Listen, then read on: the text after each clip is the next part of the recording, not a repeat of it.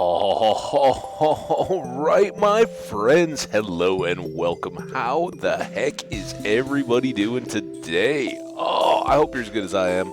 I can only. I mean, it's probably impossible because I'm pretty good. But woo! I'm so fired up, guys. I've been sitting here literally like 15 minutes chomping at the bit. Like, let's just go. And it's still a couple minutes before the top of the hour. We won't get dove in too quick. But I'm ready. I hope you guys are. Wow. Wow, wow, wow, wow, wow. The sun is shining. It's cool and crisp. Fall, awesome day outside. Oh my goodness. You'll excuse me if you guys are hearing any of that background noise. It's the washing machine. It's draining. It'll be running for just a few more minutes here as we get kicked off today. Gotta grind that laundry. I'm doing it in solidarity with Welsh Jenny. She's grinding out some of the house chores last night. It was fun. I'm always glad. I know I was lurking afterwards. I checked out some Omni Zelic, checked out a couple other channels as well. Just had it on lurk, you know. I was getting some lunch and all that later in the day and tidying up around here doing stuff. So right though, right? Get some lurk going. Although honestly, we'd love to have you chatting, hanging out, you know. Throw a few chat messages on the phone or whatever. It's so good to have you all. And while we're just waiting a couple minutes here to get up to the scheduled start time, I did just want to shout out to all of you folks, you YouTubers, the VOD viewers. You are such beautiful people. Did you know that? I mean, you know it. You look in the mirror every day. Wow. Good crew out there. Seriously, thank you so much. All your nice comments, the likes and the subscriptions over on YouTube. Thank you, Troy Warzone Gaming. How you doing, man? I hope your day is awesome. And then here on Twitch, the VOD viewers, man, those counts just keep going up. Welsh Jenny too. Welsh Jenny, how you doing? I don't know if you were here to catch that, but yeah, we're doing a little laundry in the background today. I apologize for the noise, but hey, we're making those chores easier together, right? Right? I hope you got everything folded up, doing good last night. I hope everybody's doing so good. Awesome to see y'all. Yeah, exciting stuff, especially here on Twitch. I don't know how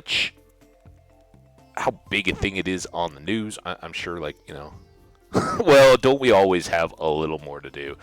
I don't know how big it is on the news or anything like that, but I'm, among other things, a bit of a space geek. Not, dude, I was always way too bad at math. If I'd ever been involved in anything like that, I would be the one, like, you know, burning the rocket into the sun because I rounded numbers or, oh yeah, that looks right, and didn't really get the details dialed in. But man, it's kind of exciting. Big SpaceX launch today. They're gonna send 4 astronauts up to the ISS. So pretty cool. I mean, there's layers and layers of crazy geopolitical stuff going on with that right now, of course. But you know, redundancy. The idea that everybody had multiple different angles of getting people up and back safely are out there. That's awesome. And while I was waiting for things to start, I was just kind of tuning into the NASA Twitch channel, which is why I say it, because man, they got like 21,000 or so in there right now, and it's still an hour plus ahead of launch time. So people chatting that up. I don't know, dude, man, the chat in the NASA channel. Wow. First of all, they have it set up for slow chat. So like people can only chat like once every 2 minutes or something like that. And still like it's this blend of like super technical, really insightful people and people asking really sometimes really, really good questions I hadn't thought of. And I'm sitting there going, Man, it's a Wednesday. It's got to be a bunch of people in school that are watching this in their classes, and they've got to, and they're there. And then there's so much just toxic chat, so many trolls and people like just what, dude? What? I mean, like the full on hate post, like NASA at NASA. Hey, bro, I hope your rocket blows up. Like, what the fuck, man? There's people. Sorry about the language. Sorry. But it's a little crazy. Anyway, I'm kind of excited. We'll keep an eye on that. I obviously, as usual, on my TV, I've got the chat up here so I can see you guys coming in and chatting and all that. But we'll um, we'll kind of hopefully keep our fingers crossed that it goes well. We'll play in our Stardew here, and if people want to pop in and out, I don't know. If you guys are interested, if you're asking for it, we'll maybe pull up just put the browser in and pull up the NASA channel. I don't think that'll screw it Twitch if I just open another tab and just watch it take off. Make sure it gets up into orbit, all that. It's cool, man, right? That's cool. People going up into space on tops of crazy big rockets. And it struck me today, like I'd watched a couple of the other ones. Dude, unlike all the space shuttles and all that, those legitimately look like the rockets you used to build in grade school and shoot with the little rocket motor thing, the little like science project stuff. Um, so crazy. Anyway, we're past the top of the hour, so scheduled start time is here. Troy and Welsh Jenny, welcome. Anybody else lurking, hanging out in the chat? I love you guys. Thanks so much for coming in and hanging out. We're gonna have fun. Um, you got to build rockets in school? Yeah, I think in junior high we had exploratory physical science was our class, and that was the one. I'm guessing we were eighth grade. But we got to make like, and these weren't like model rocket kits. It was like I still remember it pretty well. It was pretty cool for a kid. You rolled up a piece of construction paper into a tube, right? And then you had to paste it or seal the outside edge so that it was aerodynamic, right? Because if you got a tab of paper on the outside of the cylinder of the rocket, it would have done whatever. And then we had to make fashion a nose cone out of styrofoam or styrofoam block or whatever, something like that, and that was part of the class thing as aerodynamic bit, right? Like try to make it whatever shape you think will make your rocket fly the best. And then we had to make little cardboard fins and attach those with glue. So it was, very, very, very low budget kind of stuff. But then you finished the project, you made it completely, and if it was the right size, then it would fit with one of the little like rocket or whatever they were, like not Atlas. There's some company that makes those little rocket motor things, right? And the school had one for each of the people in the classes, and if you made your rocket successfully, then it would sit on top of one of those little engines. And yeah, we went out in the school football field or whatever, and the teacher had the little launcher thing set up, and he'd wire it up, make sure nobody blew their faces off. But yeah, it was pretty unsuccessful. Imagine that. Um, it was really very unsuccessful. Only a couple really made it up because again, kids carving the nose cones. They weren't anything too spectacular, but it was a fun deal. And I think the teacher or somebody had a kit rocket that had one of the, this is like way, way back, right?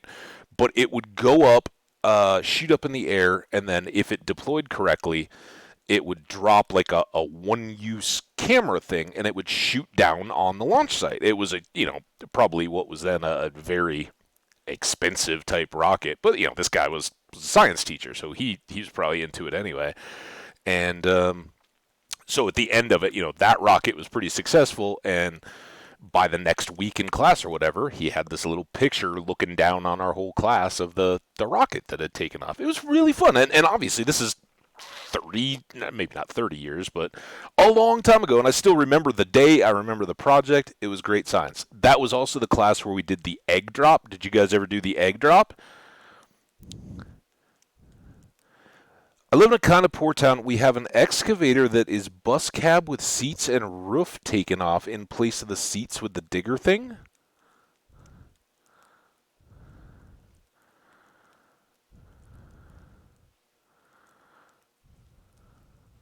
I don't know what that means, man. No. Okay.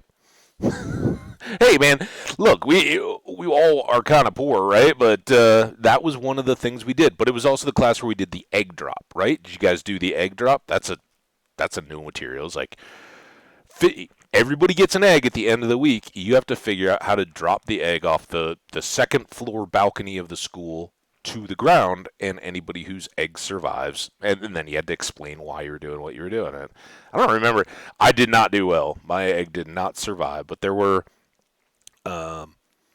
some interesting ideas there. But that's all spacey. Kind of eventually became. We have a school bus excavator. Doesn't seem very efficient, dude. I think you. Look, hey man, we all got varieties of levels of affluence and all that kind of stuff. But I don't think that like you're talking about like tracks, right? Like a tractor, excavator, like on cat tracks.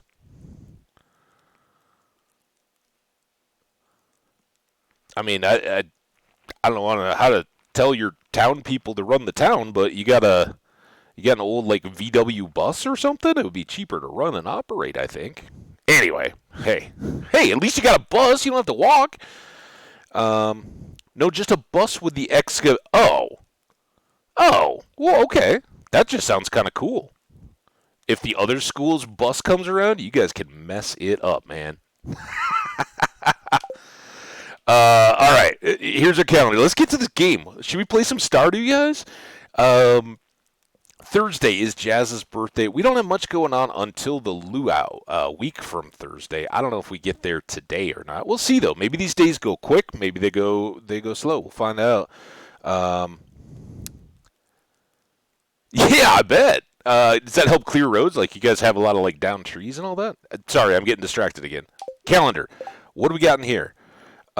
Nothing except for a void essence. I can't even remember what. We'd gone to the Skull Cave a couple times. Oh, look, Legend. We can see him right up at the top of the screen. That's awesome. Yeah, Legend. I mean, for folks who didn't see yesterday's VOD, you should check it out because look at this. We're all done with artifacts. We're all done with minerals. Therefore, we're all done with the museum. Pretty cool. So we're still waiting on our banana. We're wondering what the rest of this stuff is. But largely, those are the main things in this world. We've still got some unlocks and some exploration, and we've definitely still got some items and stuff to do within the game just on our side. So let's not stress. We got a full shed to change over on wine. Just kind of play it out as it goes. We got all our crops spread out too, right? What kind of a day is it? Beautiful and sunny tomorrow, and beautiful and sunny everywhere, and good humor. All right. Well, oh, you know what? We did a good few days. Let's get our face back. Well, at least. Where's the other one? I don't want to cut. Yeah, here. This one at least gets me a little face. Gets me my vision back. Change out our skirt too.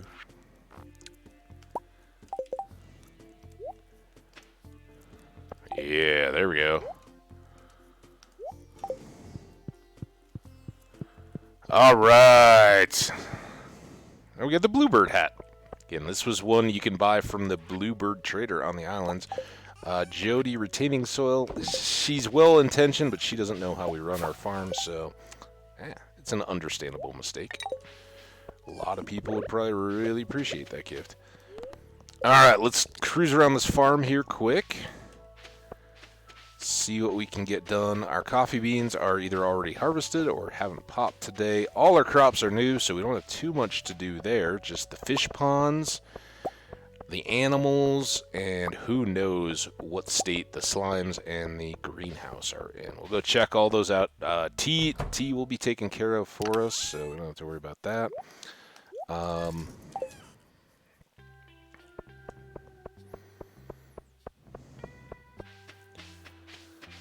That's going to be the warehouse we need to take care of. Come on, let me talk to the chicken, not the grabber.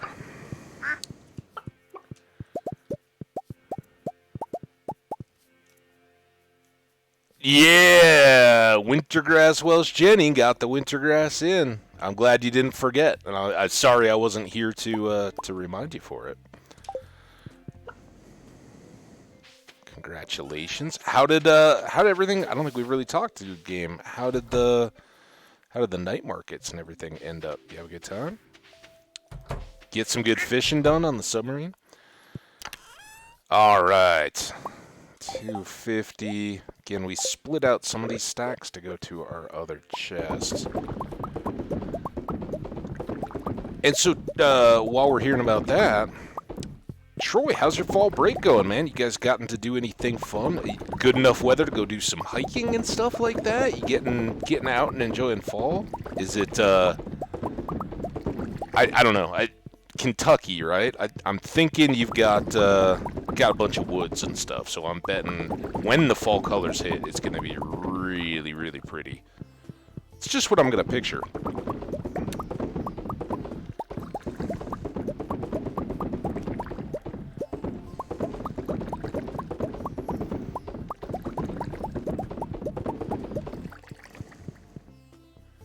New fridge. Nice, man. New fridge is always good.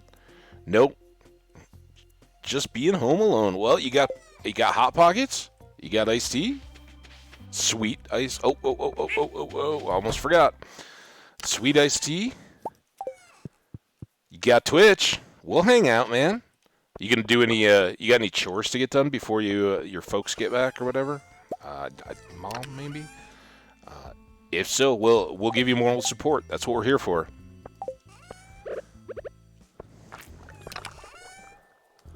What's ever? So yesterday we kind of talked about least favorite house chores, right? We got. Oh, we were talking about making a little park up near the community center for Lewis. Like that. I'm still watching The Mermaids. I don't know how, because the time was like 9 p.m. and the show and it was like 2 a.m. So, what is The Mermaids? You know, I was kind of scrolled off there. Just got to get our food in the fridge when we get the new one. So, are you like meeting the delivery dude and everything? It's pretty cool. Make sure you get the right one. Like, don't let them pass off a stove for you instead of the refrigerator. The food might all fit in it, or the oven. Not the same. So then you move over the food and everything. That'll be cool. So maybe no iced tea until the fridge comes in. Is it a fridge freezer? You got separate freezer fridge.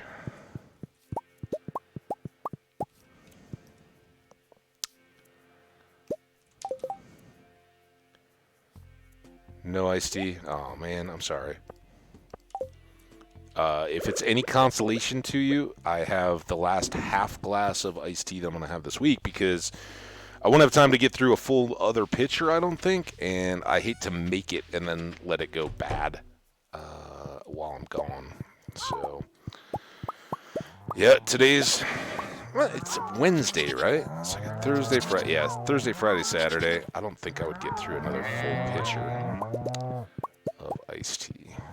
I mean, I guess I could make like a glass of tea and just put the glass in there, but I'm all about make the pitcher. All right, now we have ratcheted up this production, right? We made all these extra cheese presses, so until we get caught back up again, we're just going to take big old stacks and we'll also get some more cloth going, and then we'll put these away. That looks good. Get you guys out. Oh, there it was! That was the cool song, and I missed it. How are we going to find out what that song is? Boom, boom, boom, boom, boom, boom, boom, boom, boom, boom, boom. Have I ever told you guys that when I was in, like everybody had to play, like try playing an instrument in school? I tried playing the cello. That was my instrument. I was not an ideal cellist, but it definitely gives me the affinity for the string bass. Boom, boom, boom, boom, boom, boom, boom, boom, boom, boom, boom, boom, boom, boom, boom. All right, most important thing of the day, we replaced the keg thing. Here, cloth, regular cheese. Everything else is going to the sale bucket except for that, right? And this.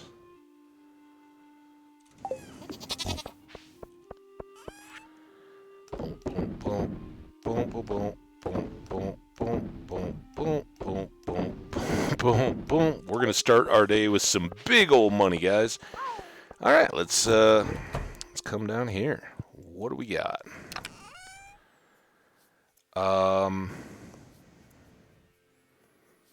We did some of these yesterday, and it was pretty profitable. I think until we get down under like 100 on coal, I think we'll keep doing those for cash, and might as well throw that in while we're at it. I played violin and I want to say what kind of fridge it is. It's one of the apartment. Oh yeah. No, I'm with you, man. Because that's what I like. My stuff breaks. I don't get any decision. I just wheel in the one. But it probably has like a top bottom, right? Freezer on top, fridge on the bottom. Well, that's cool, man. I hope it's a good one. Welsh Jenny, I played violin and flute in school and learned ukulele a few years ago. Awesome. Just like was it Sam that had the ukulele on the beach? That's awesome. Wow. Wish I could play piano though. I do. Like I never really took piano lessons or anything. We had a little keyboard thing my sister was into. I don't know. We'll see. I can't play anything. Yeah, I can play. I always used to joke, and now nobody listens to the radio. I always just say, yeah, I can play music. I can play the radio. That's about it. But I appreciate music. When I was a kid, before my voice changed, I sang in the like little youth choir and all that kind of stuff. I don't know that kind of stuff. And I did play cello very badly for a couple of years in school, because as it turns out, here's how it all went down. So in our school, I don't know what grade it was, they were like, hey, it's time to not really try out, but like, what kind of instruments do you want to play in the little band? And everybody, the guys broke into two categories. You either wanted to play drums, which was me, or you wanted to play like the saxophone, and that was everybody else. Because Bill Clinton, everything, saxophone, man, that was where it was at.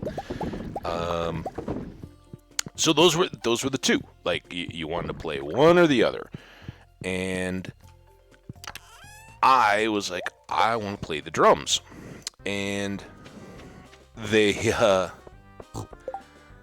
pirate music, $250, but we got done all the farm chores, including a warehouse flip, which is big time day. So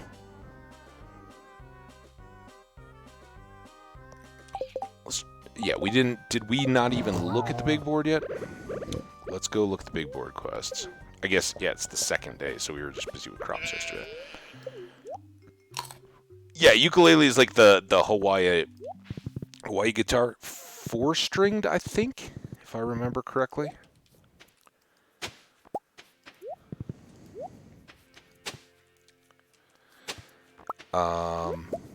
But yeah, anyway, I wanted to play drums. Everybody wanted to play snare drum, right? That was, and at that time, whatever, it was like snare drum, violin. You didn't get into like modified percussion or anything like that. It was pretty limited. But so that, like as half the class is standing up wanting to play drums, the teacher's like, no, if you want to play drums, timing is really important. Has anybody had piano lessons before? If you've had piano, you'll probably do better at drums. So she kind of like weeded out half the people, and I was one of the ones like, oh, well, I've never had piano lessons, so therefore, okay. And instead of just being like, no, I want to play drums anyway, I'll figure it out, I was like, okay, well then what instrument should I play? So then they were like, well, maybe trumpet. And you had to like, do the little like mouth thing where you like blow without the trumpet, and it's like, if you can make this sound, I couldn't. There was just a lot of spitting, I think. It was a mess. So that was out, and then like trumpet and sax and all the trumpet representing the brass and sax representing the woodwinds for kind of the guys in the class. Because again, elementary school, we're not talking to the girls. We're just, all right, what are we gonna get? So then they're like, oh, well, here you go. And I literally was like, well, I'm thinking as a kid, like, oh, like the little like 4-person band and the big old string bass, the guy just bamming on it, that's cool, jammy music stuff. I want it. And I was like, ooh, how about the bass? And they're like, well, you're too young, you ride the bus, and nobody gets to take the bass in and out, but you can play the cello. And, from there, if people are doing well, we'll look at the string bass. Because I think, like, the whole school district or whatever had one string bass, right? But, yeah, I ended up with the cello. It was miserable. But once you're in the orchestra, then they're like, oh, we need people in the orchestra, because they're just trying to put butts in chairs, right, and make sure that the funding and whatever doesn't go away, and hey, we can actually have a full orchestra. And there were like 3 cellos, and I was by far the worst. Like, I just never got it. Never. The whole timing and all that kind of stuff, it was so bad.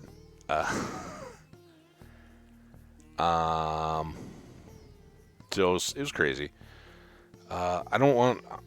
Oh, pineapples! I didn't even look. We'll get this done in like 2 days. I was too busy talking about my cello horrors. So yeah, like the next year, I was like, okay, well, I'm done. Like that wasn't really fun. And, it was a pain in the butt to like take on the school bus. I grew up in Minnesota, so for most of the year, it was super cold out. So as soon as you left your house to go to school, it instantly was out of tune.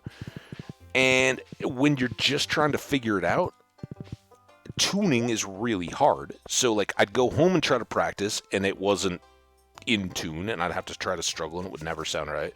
And then I'd go to school and be all out of tune again. The teacher would help, like, all right, no, you don't quite sound right. Why am I down here? We just want to go to the islands. Start checking out pineapples.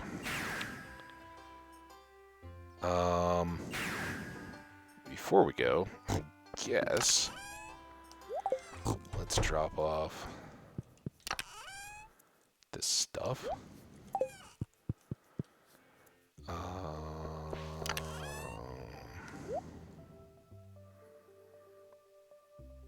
think we got plenty, right? Yeah, let's just sell.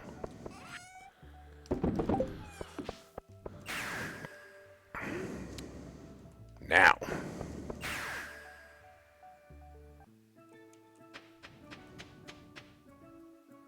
Boom, boom, boom. But years ago when I did go to... remember we planted all our trees? Years ago when I went to Hawaii for a wedding of one of my friends, a bunch of us are all there, and we went to this flea market, right? And we were like, oh, you know what? We got to make the island band. So I got a little island drum with, like, it was totally like made in Indonesia or something like that. not that that was a bad thing, but it was a touristy item, right? Like, hey, let's sell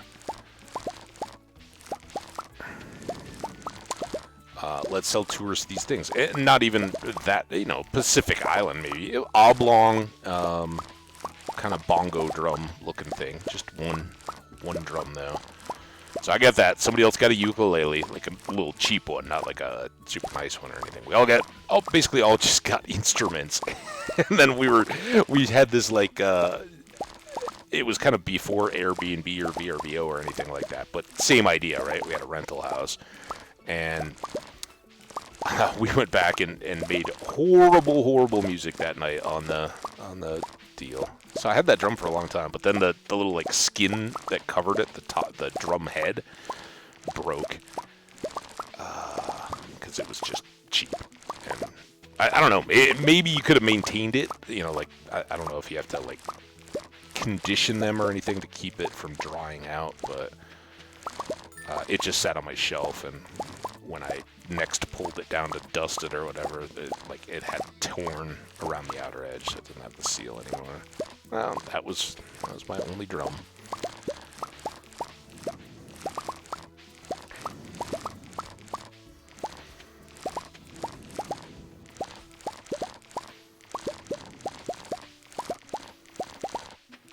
Kazoo could be good. Good instruments.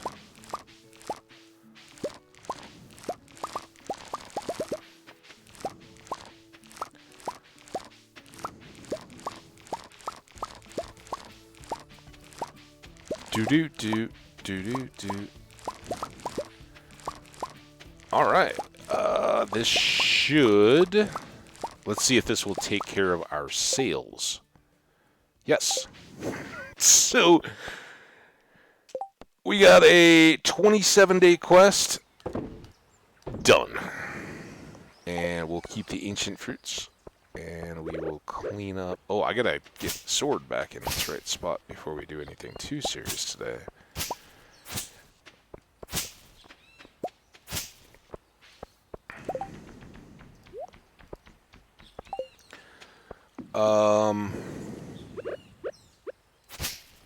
Anyone have any thoughts on our current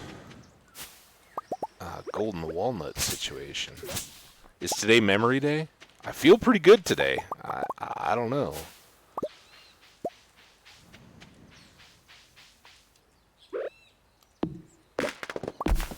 Easy? That must have been the pineapples. We need 16, I already know. Tiger slime egg? Golden walnuts? Anything?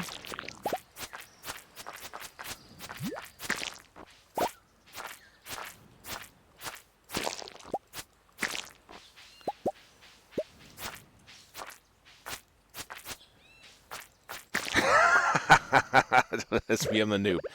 Hey, dude, that you might catch up here at this point. This is our hardwood, and this is good because we used a bunch on bone mills, right? On maybe the looms. It's 8:20. We can get a couple tries in here. Maybe we'll get lucky. All right, let's coffee up.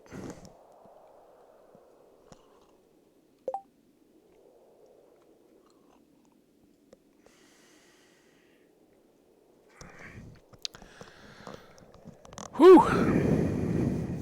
Come on, bananas. Star on the bananas. Then we'll really be playing blind for the rest of it. How do we figure out the remaining stuffs? All right, you ready? 3, 3, 4.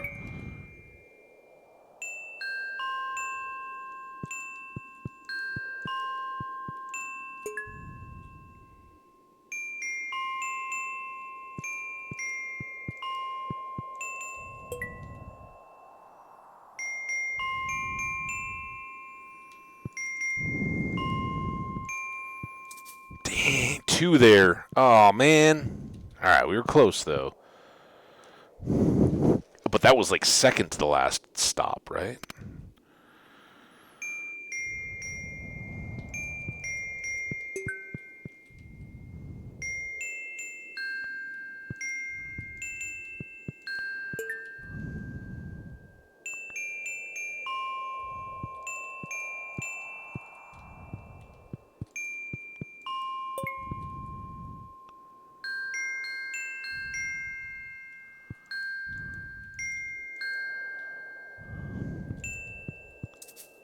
Oh, that one.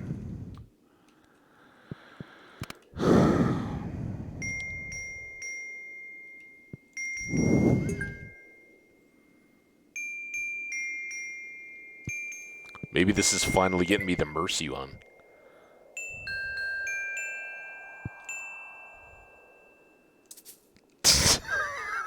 That I forgot.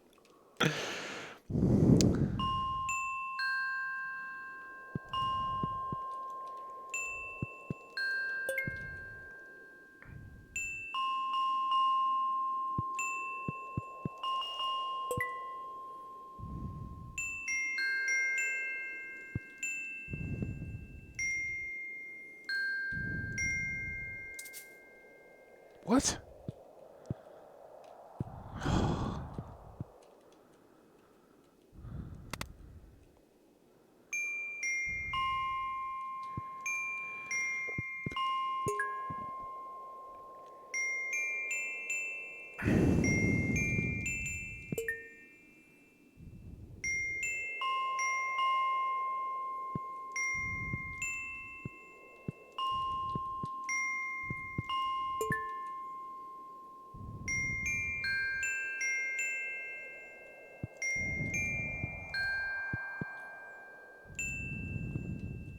Oh, shoot, guys. Which one?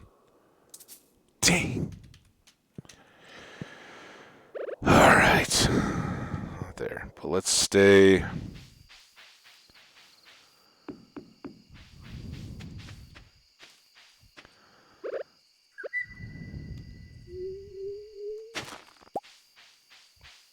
Stay in this area.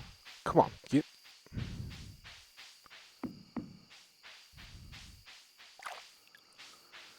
You asking me about meatloaf? Meatloaf? When I'm getting embarrassed by the memory game? That's cool. Dude, mom's meatloaf, man. Like that.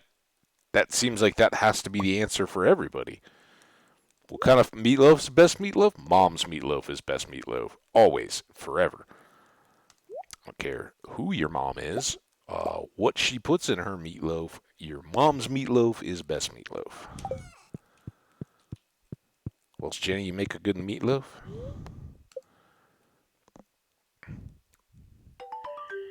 Wait. Oh, I think you said meatloaf. Meatloaf. Brisket is always good and tender, assuming they make it right. No favorite meat, no meatloaf. What's your favorite meat? Man, there's so many to choose from. You're right, though. Preparation is huge.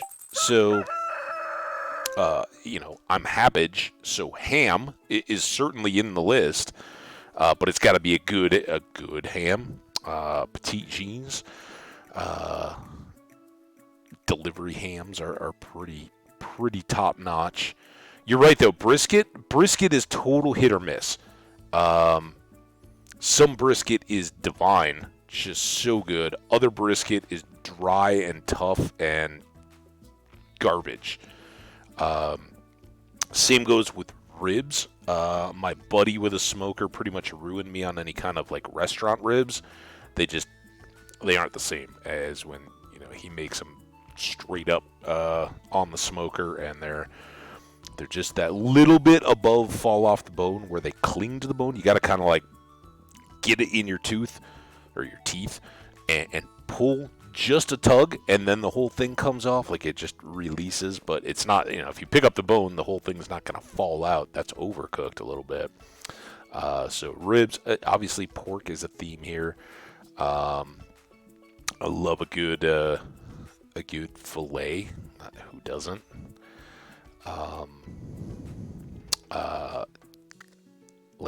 lamb. I've had some. I wouldn't go so far as to say stewed mutton is a top end, but I really, really like lamb. If I'm on the coast, I don't know if it technically counts, but seafood, lobster on a coast, fresh, is just out of this world. Super, super good. Cooked bologna is good. Don't like cold that much. I am one of the few people that don't hate on bologna. I'll eat some bologna. Usually I will eat it cold, just in a sandwich form.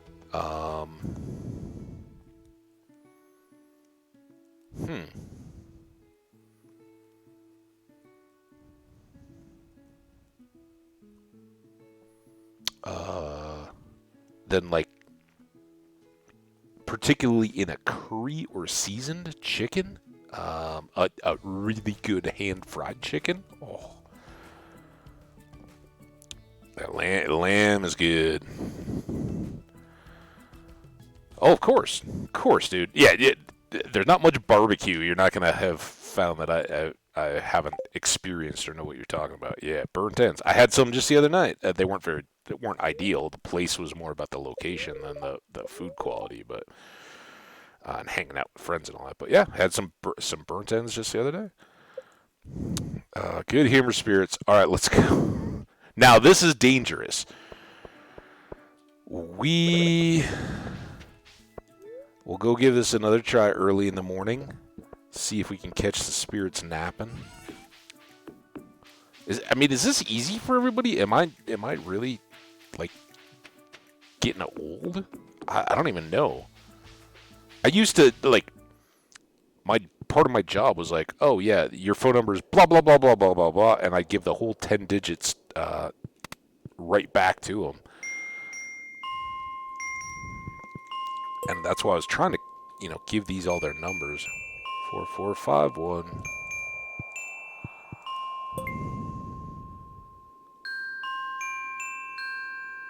2145. Oh. Damn it.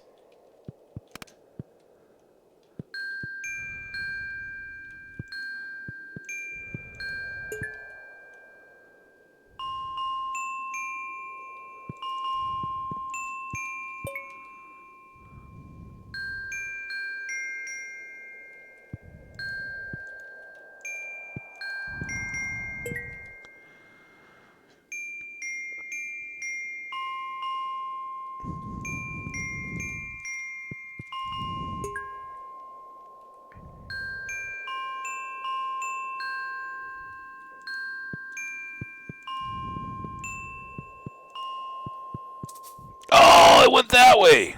Damn it. Do we know the order? The order changes, dude. It's like the memory game. We gotta watch all the little lights and then follow the pattern back.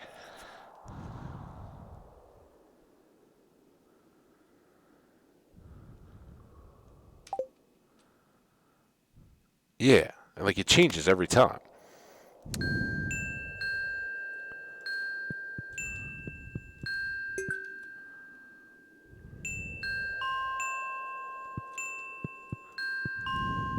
These are pretty easy.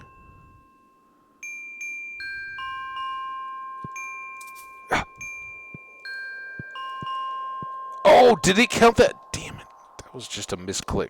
I knew what I was trying to do. Little gargoyle guy.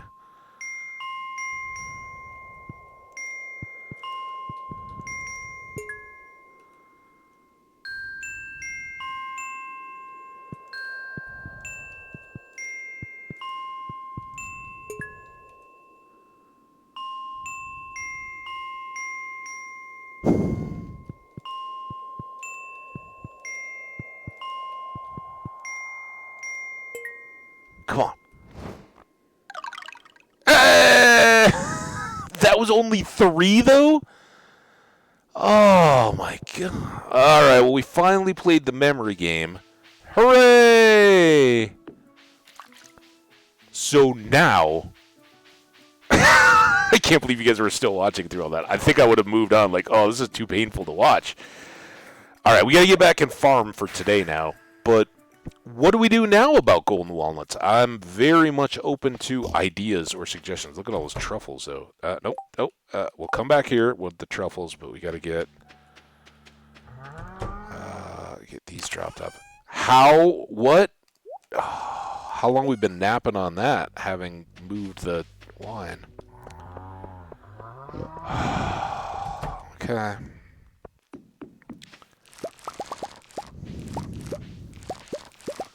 I gotta clean my inventory too, I'm sure. Alright, so we got 7. We need 3 more golden walnuts to at least make the first unlock on the golden parrots. The best idea I have at the moment is to hope for rain and try to do the rain gem things again. The other one, how bad would this be? If we go back tomorrow and the little torches aren't on at the memory game, we may have to play the memory game again. Which I guess is good. It's like Wordle, right? Keeps you moving forward. You get better the more you practice, learn the patterns. Your brain gets a little bit rewired to see the patterns that you're looking for. What's up, little animal guys? Hello, everybody. I would like all these truffles and to pet you all. And this syrup. And more animals.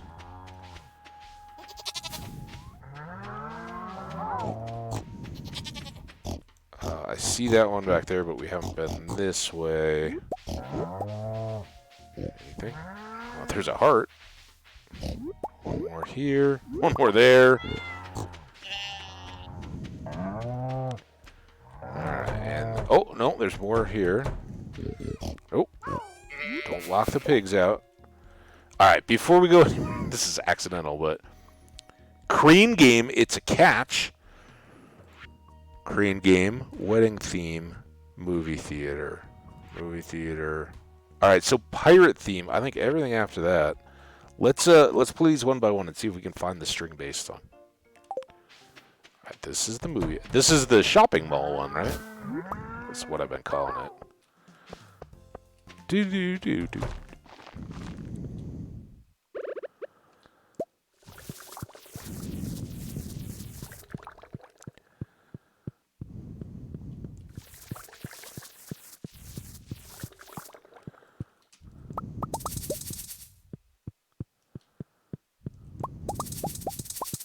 Look at that. We are also into the 4 millions today, and that thanks to all that wine we did yesterday. We got more wine coming today. How did I not bring back? We had like 80-some coal down in the islands. Why didn't I bring that back with us? Oh, well, next time. Do. I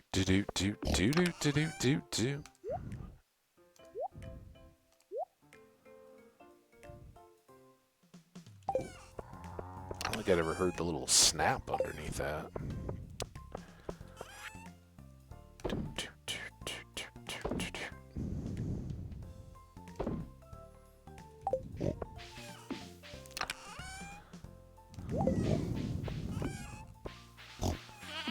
Also, we, guys,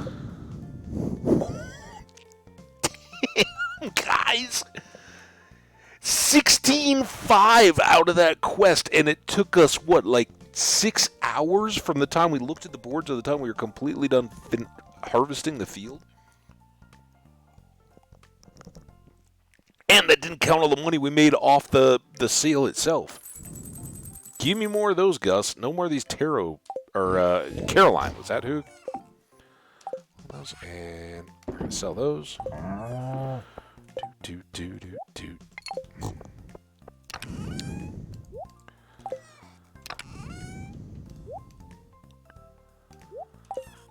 Alright, we got to do this warehouse shed kind of thing. And I think between the two of these, we should be good.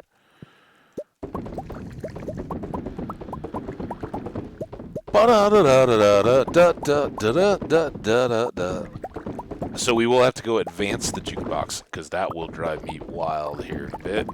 Yeah, I don't know if the crane game or anything has that string. Sweet string sounds.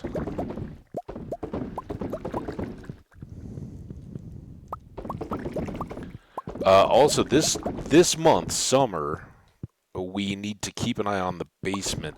Once we, probably after the luau, we'll start checking. So at some point, those will go back to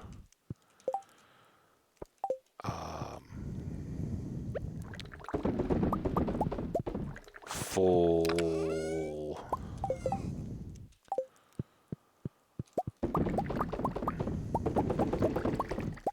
iridium wine.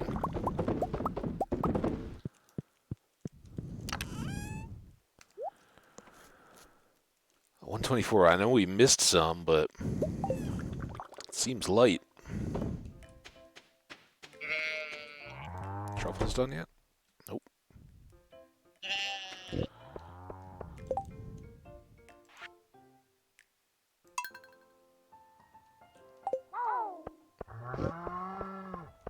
This is the little more soothing variety, I guess. Alright, we can go down and see the chucks, get the fish ponds. Then maybe we chop the quarry? How's that sound? We're still pretty light on wood. I think we're still good on bars for the copper and iron, but we are pretty low on ore. Whether we buy more or just keep kind of hitting caves and stuff, maybe. Keep thinking about the chucks. See, look at how Beyonce kind of just blends into the grass there. I think we need to get her cowgirl hat back on for her sake, so we don't lose her. Let's see, though.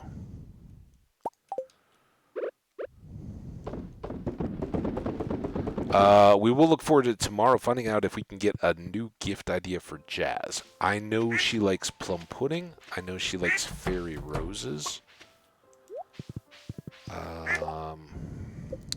What else do we have in our little file on Jazz? It's kind of creepy we have a file. Although that's probably a pretty good idea. Like,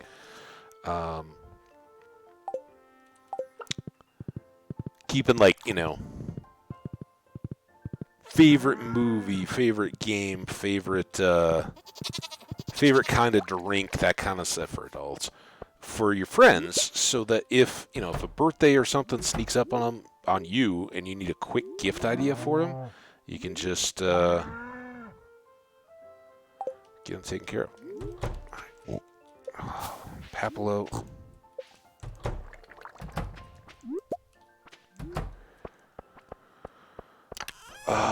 Quarry, right? To the quarry. Let's get some seeds. And then we'll try to come back and sell or close all the animal pens. And get this grape. Quarry. Man, it's been a minute. How you doing, Quarry? It looks like all the trees on this side haven't grown yet. Is this a bonus tree? Can I get to this tree? Nope. But I can sure bash my path. Da da da da da da da. No, that is a tree. Because I can't walk past it. Doubt I'm gonna get half this wood.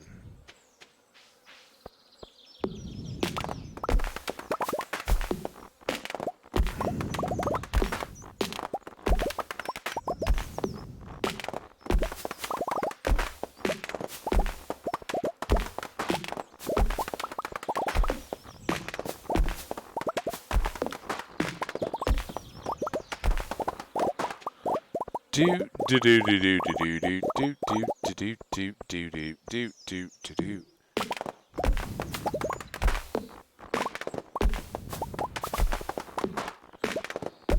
What else is good on our Wednesday? who's got something that like at the beginning of this week you didn't even think about, but now as the week has gone along, it's like kind of come to dominate your week. Like I don't know what that would be. I'm curious.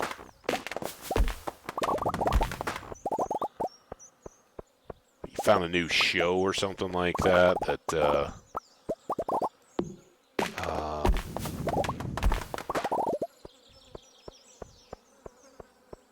you hadn't even heard about or known about. It was just something off the radar, and then all of a sudden now you're like, I'm gonna binge this thing.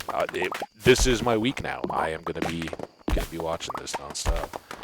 I haven't had much TV time this week outside of streaming and watching other streams, which I don't know. I always count that kind of different. That's social. That's not just sitting and watching.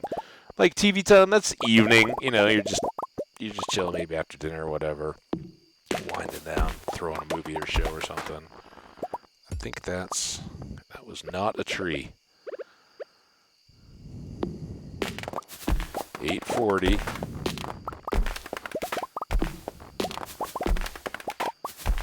Ooh, another rock. Our quarry is trying to break through on us. Do do do do do do do do do do do do do do do. We're gonna chop some trees now. Chop trees. Bum, bum, ba-da, ba-da, bum, bum, bum. Oh, that's not my axe. Ba-da-da-da-da-da-da. Why did I not get those logs, by the way? Come here, logs.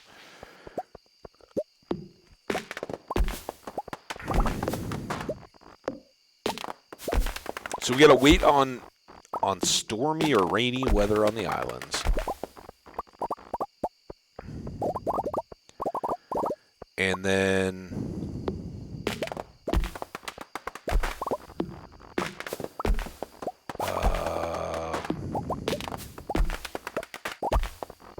we could take what coconuts we have, because I think it's 10 regular to 1 golden coconut, right? I mean, we haven't gotten any more walnuts out of the golden coconuts in a long time. I think I can get this. So I think that was kind of a one and done, but it seems like maybe a better chance. Otherwise, those rainy day gems, maybe the memory game again, but we didn't see the little beach slug things come back. We haven't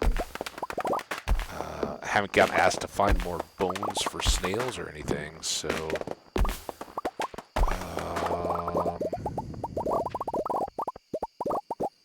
yeah, I don't know. Oh, there's a log, like an actual log here, right? Oh, maybe that's just a sapling. Oh, we got a full stack of logs. We'll have to go replant that, but I did want to get these shut, just in case we get some rain, maybe. Do.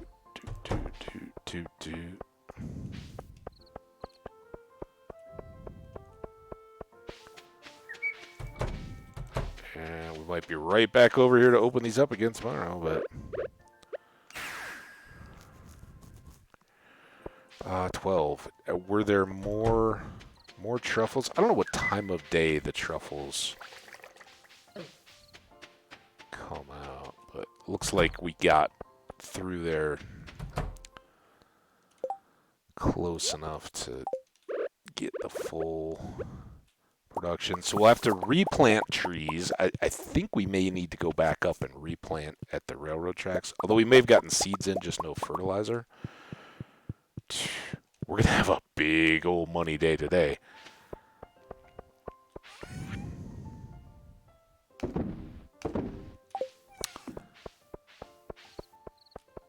This is good bedtime music, I think, but it's time to... Oh, push the wrong one. Wedding theme?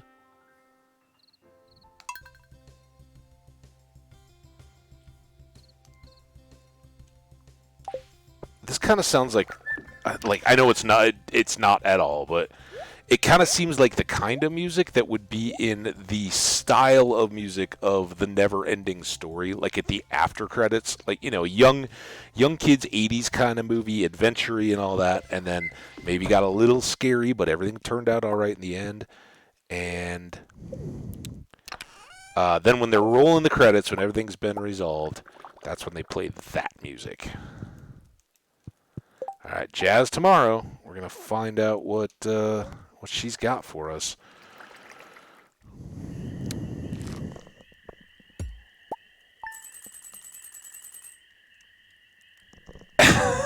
Yeah, right.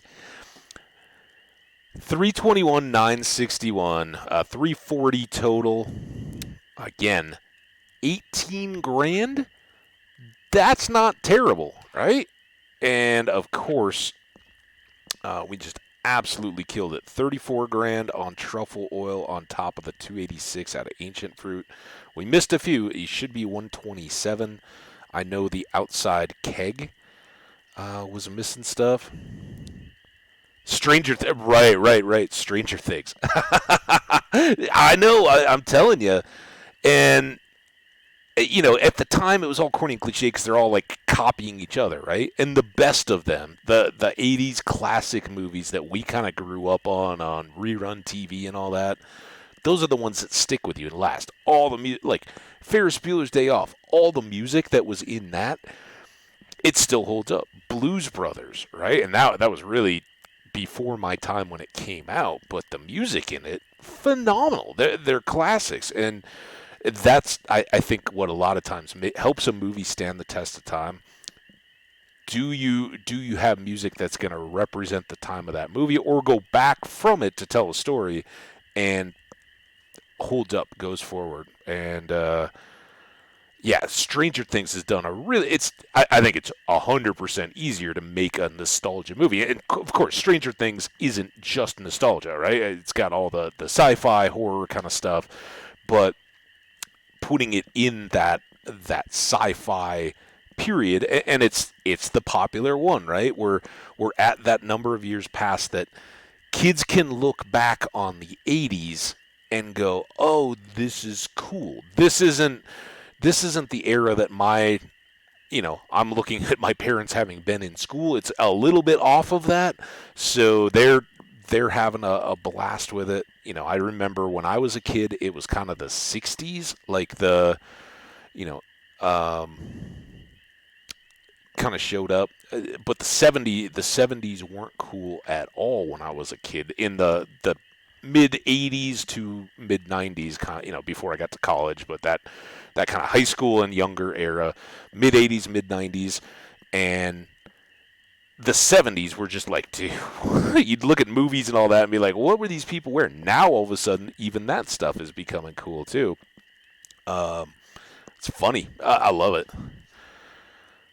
Yeah, I think so. I think they're really trying. Now it's a little bit saturated. Especially as it's gone on, right? And it can't help but get that way, right? First Stranger Things, nobody knew about it, so the big boys hadn't come in. Now it's all very corporatized, right? So they're, I'm just making stuff up here, but like Nike wants to get, like, oh, we're gonna be showing '80s clothes and all that. Well, Nike wants to get in there because they're still around and selling stuff. They're gonna push for it, or have a Coke and a Smile, or any of that kind of stuff. It starts to creep in because money talks, right? But I think they're still doing a very good job, and I was just disappointed this last Stranger Things that all the other ones felt like encapsulated chapters, right? Season 1, Season 2, Season 3, love them or hate them as they went through, it was kind of like a contained, yep, this is the chapter, this is what it is. And this one full on just felt like we're just doing setup. There's no resolution of anything. We're just going to get you halfway through and call it a season. I don't know. I love series. I love some of the depth and the way that the stories can go into and share more details than you would in a 2-hour movie. But I do think, like everything, you know, it kind of elastic bands. It goes really good one way and then it snaps back, or it goes too far a different way, and then you have to wait for it to kind of recover. And right now, I think, especially coming out of the pandemic, a lot of this stuff, you know, they're like, oh yeah, we'll put stuff together and stretch it out, or they were doing a lot of editing of pre-recorded stuff, and not just Stranger. I'm not talking Stranger Things specifically, but you know, a lot of series and places where they couldn't have actors and all coming in mass ensembles, so they stretched, and then they felt they could go back to editing. Oh, we were going to cut a lot of this. Well, now we can build it up. There won't be resolution because we couldn't shoot that far, but we can get a product out the door and keep people interested, and we'll make up for it in the long run. But now it's like, oh yeah, everything's down to 7, 8 things, and we're going to release twice a year. It's like, I kind of like being able to binge on my own time and not be left hanging. But they're right. It keeps a ton of demand coming back for whatever the show may be. Like, oh yeah, well now I'm not going to cancel that subscription. I'm definitely going to hang on to it until that show finishes. And there's something else. Jazz, what do we got? Guess we gotta wait for a coffee. Somewhat annoyed. All right, well, if we're seating, pink cake for Jazz. She and Haley.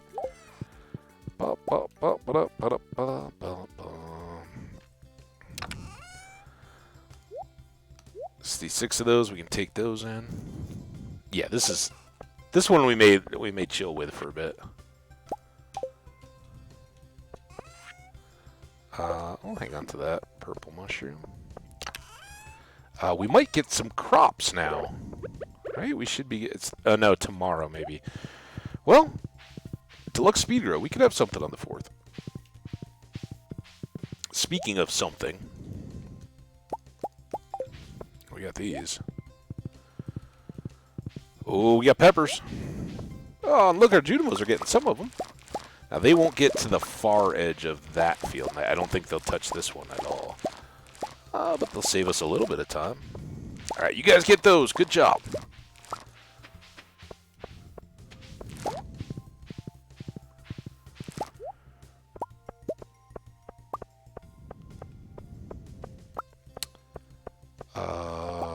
You know what we should probably do?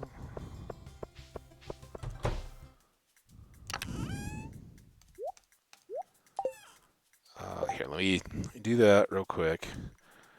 Oh, where's Jenny? I'm going to watch, or I'm going to check, but hang on. I want to check the... Oh, I think we missed it.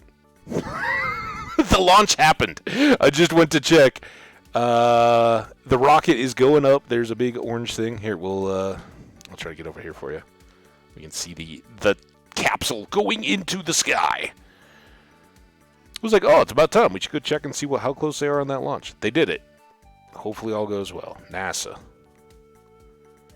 Can I... OBS. It's going to be the least impressive thing we've seen. There. Not there. Uh-oh. Will this not go? Wow. There it is. Into orbit. Hey, look at that, a rocket. Now getting a view of the first stage after that stage. Of course, now I can't see. I can't see you guys. See you raging. Vacuum engine, and that's on the right-hand side of your screen. First stage on the left-hand side of your screen, making back to me. Back to Earth. We will be attempting to land it on our drone ship, which today we are using Just Read the Instructions. Acquisition signal, repeat up. This is not. Stop. Oh, now I'm seeing myself. I saw the little chat thing scrolling. This is no longer in slow mode. Oh no, Jenny! Oh, you're gonna have to copy pasta the copy pasta that message because I just totally dumped my chat. No, I think I got it. Another good call. Trajectory nominal. We just want to watch and see if they land the rocket, and then we're out. It takes like what, a minute for the whole thing to happen? The Space Coast there in the background of the first stage on the left-hand side of your screen. It also looks like you can actually see So for folks who don't know, the left hand is the booster. That's like the rocket engine, and that was what pushed everything up. The right is the little capsule that's going to go up to the station, the ISS. Really doing the heavy lifting now, getting the crew into orbit. But that, look at that, man. There's the clouds over the coast.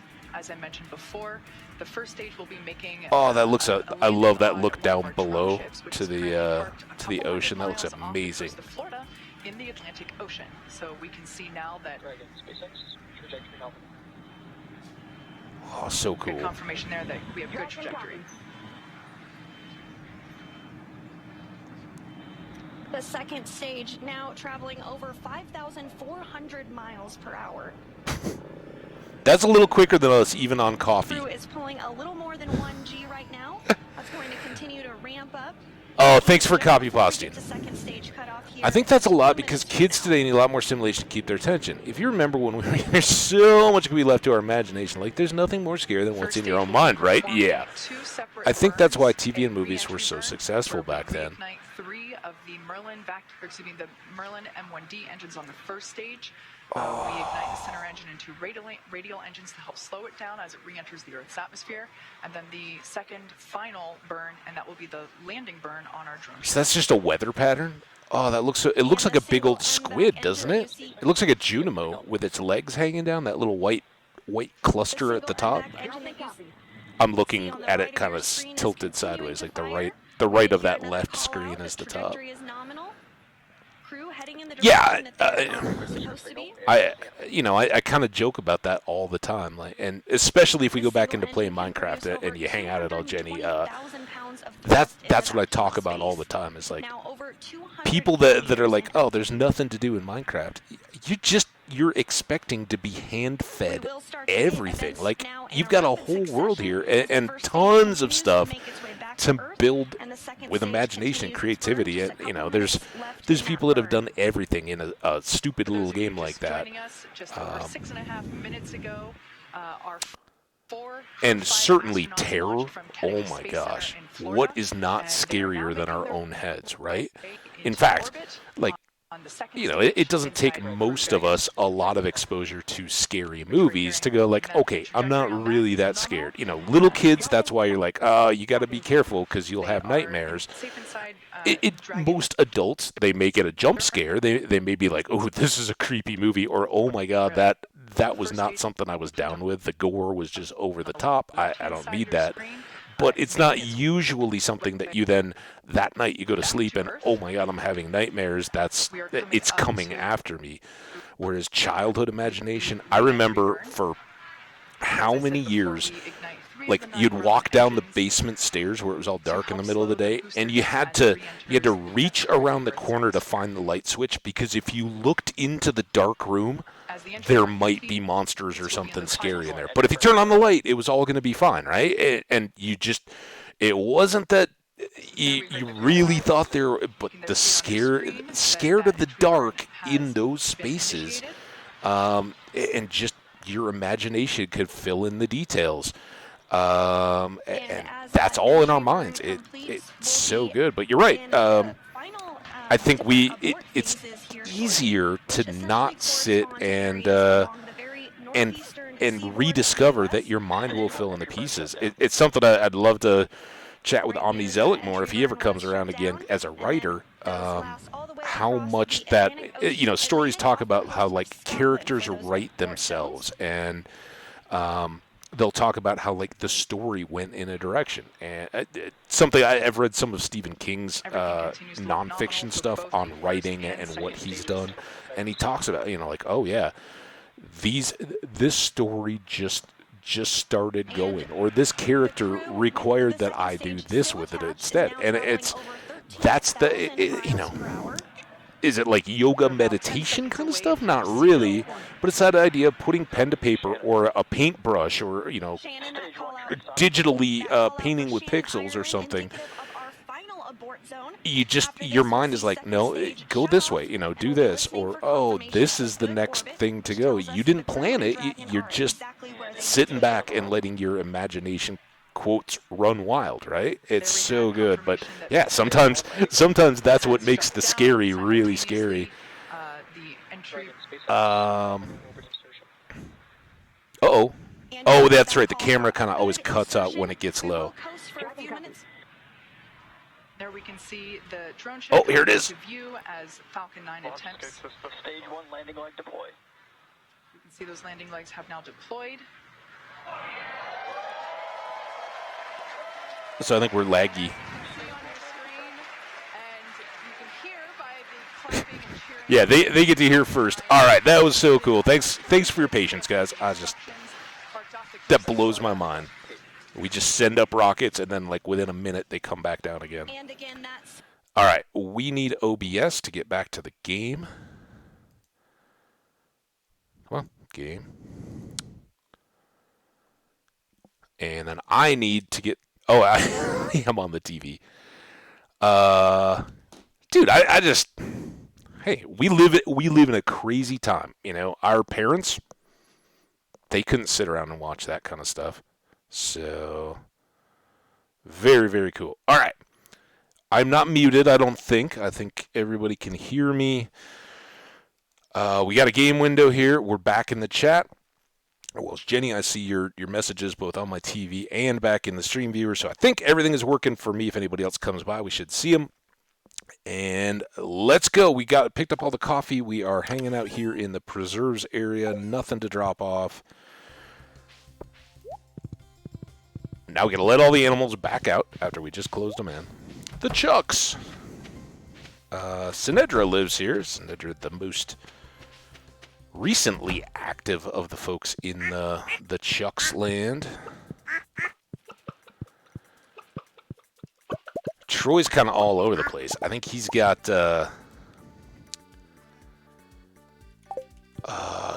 barn animals and a pig. What? Oh, that was just the horse. Man, we got to get her hat switched out for summer. This should be a little more substantial now.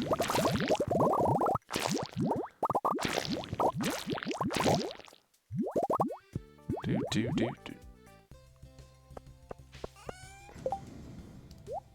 Yeah, this music is so great for that nostalgia feeling, though. Kind of Flight of the Did you ever watch Flight of the Navigator, Jenny? That was a kid's movie. Kind of cheeseball. It's certainly not of the quality of like an E.T. or anything like that, but huge kids movie. And just the idea of him like flying off at the end, like, oops. I guess we'll leave that one and let it catch up with all the others when we next harvest the greenhouse. Because otherwise it'll just be late. We'll always be showing up. This totally just... I think that's why I thought a Never-Ending Story, too. I could totally see, like, the Atreyu riding... oh, my God. Oh, no. See, this is actors, actresses, movie titles. It's gonna bug me now. Feel free to shut up.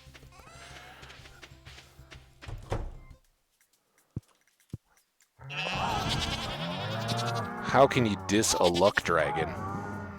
And I am very, very, very, very, very concerned. I know that they're remaking Never-Ending Story. I'm a little worried. I am intrigued though because the person who originally wrote Never-Ending Story was not at all happy with the 80s movie that we all love. I was like, it's fine. It's an entertaining movie. It's not my story at all. And apparently it is another one that's a lot darker. Particularly at the end, right? Like, not the nothing, but the end of the story, it actually keeps going quite a bit further. And becomes more a tale of selfishness for Bastion. does he wish for things that he wants or things that the world needs? And is it going to be the world that all the residents wanted, or is it going to be the world that Bastion wanted to imagine himself in? So I could find it being really cool if they don't just literally try to cash in on the way it was and just remake it like that. So I don't know. I mean, I'm with you 100%, but I'm also kind of hardened to it, I guess. Like, I shouldn't have sold all the gold and silver peppers.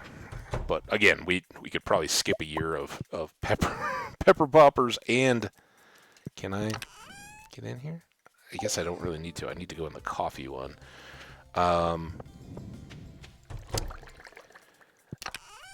You know, the more I see, the more I realize that a lot of, not those movies in particular, but a lot of the stuff that when we were kids were like, oh man, these are so amazing. There were actually movies that predated those. So some of the things that we thought were so great were remakes as well. Certainly not as many.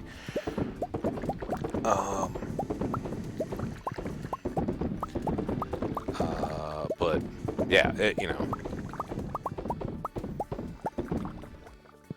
I'm sure this was one of my first like date movies. Do you remember? It sounds like you're kind of in on all this stuff too. Do you remember the Kevin Costner Robin Hood from the early 90s, 80s, whenever it was, late 80s, early 90s? That was like one of my first date movies, you know. It was like, oh my god, this is... And like then when they came out and made, I think Men in Tights came out and cashed in on it, and it was like, okay, that's cool. But then they made other Robin Hoods, and it's like, oh man. And you're like, oh wait, no, actually there was like 6 other Robin Hoods before that one. It was just the one that first fell on my visibility. So therefore I thought that that was kind of the like, oh yeah, this is the way it's supposed to be. Nah.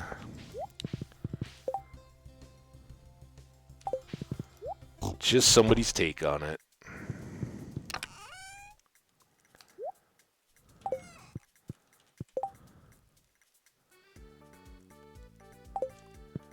This is what I'm trying to drop off. We're going to sell that, take the pink cake to Jazz. I guess we'll drop these couple. I don't know how I ended up with these couple of extra coffee beans. We'll just put them there for now. Jazz and seeds. Let's do tree seeds, and we'll do some tree fertilizer. Nothing on the board. Omni! Oh my gosh, we were speak of the Omni, and there he appears. Maybe you were lurking. I don't know. Yeah, Jenny and I have been chilling. Troy's been hanging out. We actually, it was painful, but we actually got through the memory game on Ginger Snap Island. So we got 3 more golden walnuts. Now we're kind of at a loss, but it's Jazz's birthday, so we're gonna get her a present. We'll come here and look for quest. Copper ores. Well, we talked about how we needed some more of those.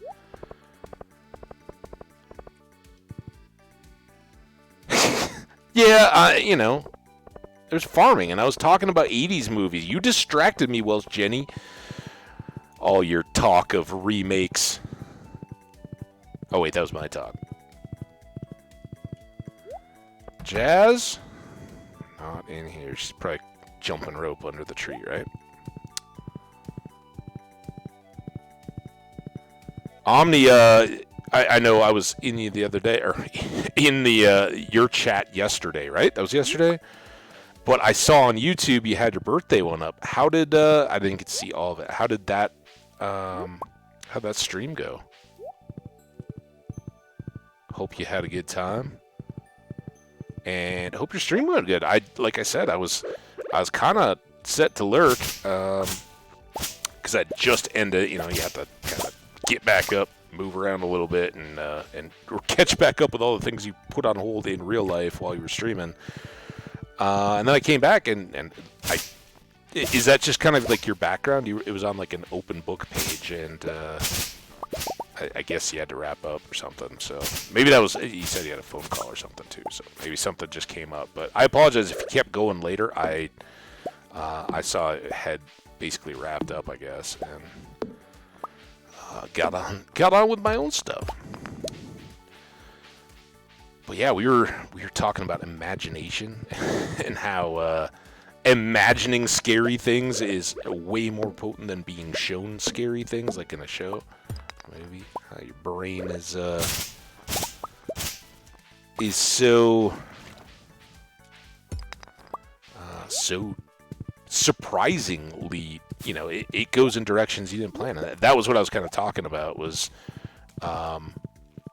in reading of writers on writers and stuff, they have to talk about how like a character writes itself or a scene or something like that. I know you've done some writing. Just curious if you ever run into that where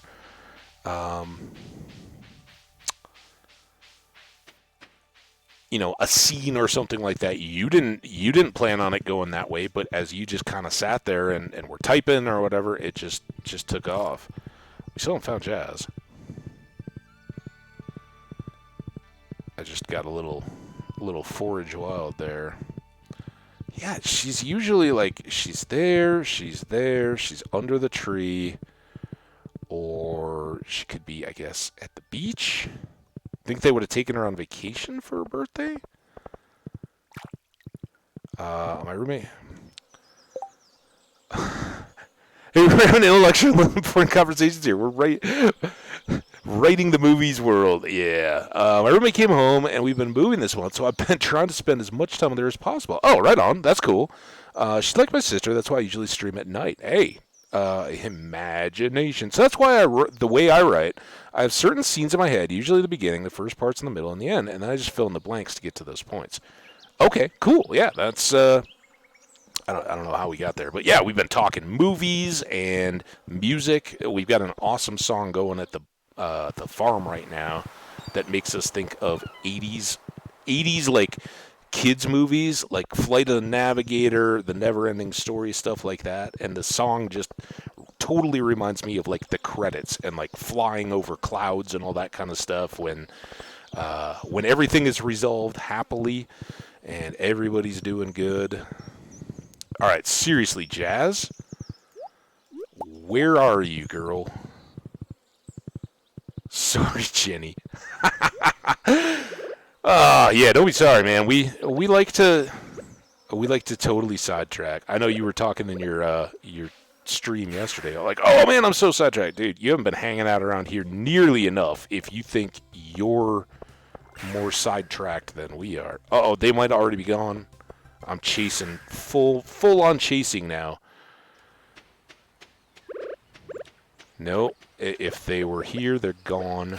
So now we got to just hustle back. And now I don't have the horse anymore.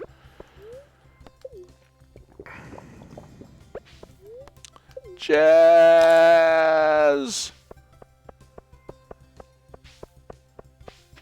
Like a weakness, like a weak blind spot you've never watched an 80s movie? Or weakness like, I get a little weak when I talk about 80s movies. Dang it, I knew that was going to be a problem. Come on, Jazz, where you at? Jazz! Oh, yeah, well, okay, there's Vincent. Vincent, where'd your buddy Jazz go? Leah, these are all the boat people, but if they're the boat people, where is the Jazz person? Man, I hate we can't get into her house. Come on, I'm the bird man. The bluebird man. Hey, Sinedra, how you doing? Welcome. Hope you're doing great, too. Omni, I just started talking. I hope you're doing good. Hope you're having a heck of a good day. Mine's been, there hasn't been a ton of it. We started nice and early today, but it's been amazing. I made Jenny spend a couple minutes watching the successful landing of the SpaceX rocket booster thing, because I just think that's so cool. It's really cool because you don't actually know. They're not that good at it that, like, it still might just crash. There's been a couple that like, yeah, we didn't get that one. But last checked, the astronauts were still all doing very well, headed up to the ISS, and that's awesome. Good for everybody. So we did that for a bit, but basically, we're trying to come up with ideas on how to get more golden walnuts and making money and missing little children's birthdays. And I think it was last year. I was like, you can miss adults' birthdays. They'll understand. They get it. We got a busy life. We're helping the community. We're doing good stuff. Children, they really don't care. Like, but it was my birthday. You missed my birthday, so we're gonna have some explaining to do to Jazz, I think.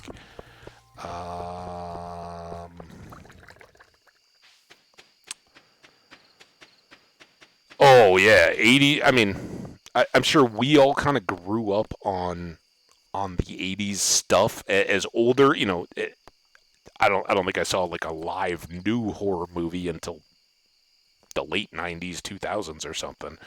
But you saw all the already made stuff on VHS or DVD or whatever as a kid growing up, sitting on couches at your friend's house on sleepovers and all that kind of stuff. The Nightmare on Elm Street. The first Nightmare on Elm Street, oh my gosh. So good. And I was somewhere, people were talking about what was the first horror movie that you ever really saw. I'm pretty sure mine was one of the first couple Friday the 13th. It might have been the second one first instead of the first one. But those were so good. The slasher horror was great. And then, of course, we had, like, sci-fi horror, too, because Aliens and all those were good sci-fi horror. The Fly, which I think they had, speaking of remakes, I think they remade The Fly, right? But The Fly was good. So much Tron, really. And then we had all the like not monster horrors. Jaws. Well, I guess you could argue that the shark was a monster, but Jaws, right? Certainly a horror. People still like over fear sharks because of having watched Jaws as a kid. But that was certainly an epic product of the 80s. So yeah, all that kind of stuff. And I think those movies, Dr. Grumbleskin? Oh, everybody. This Halloween I'm going to have a classic horror run. I did it last year. Dr. Grumbleskin. I don't know what Dr. Grumbleskin. I'm missing it. Is that one of the movies that I was talking about?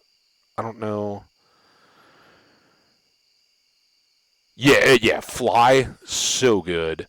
I love sharks. Live by the beach, swim with the nurse sharks, or do we call nurse sharks Nerf sharks? Is that what that is? Almost pet one once. Wasn't the name of the doc? Oh, maybe so. Yeah, exactly. I don't know. So good. But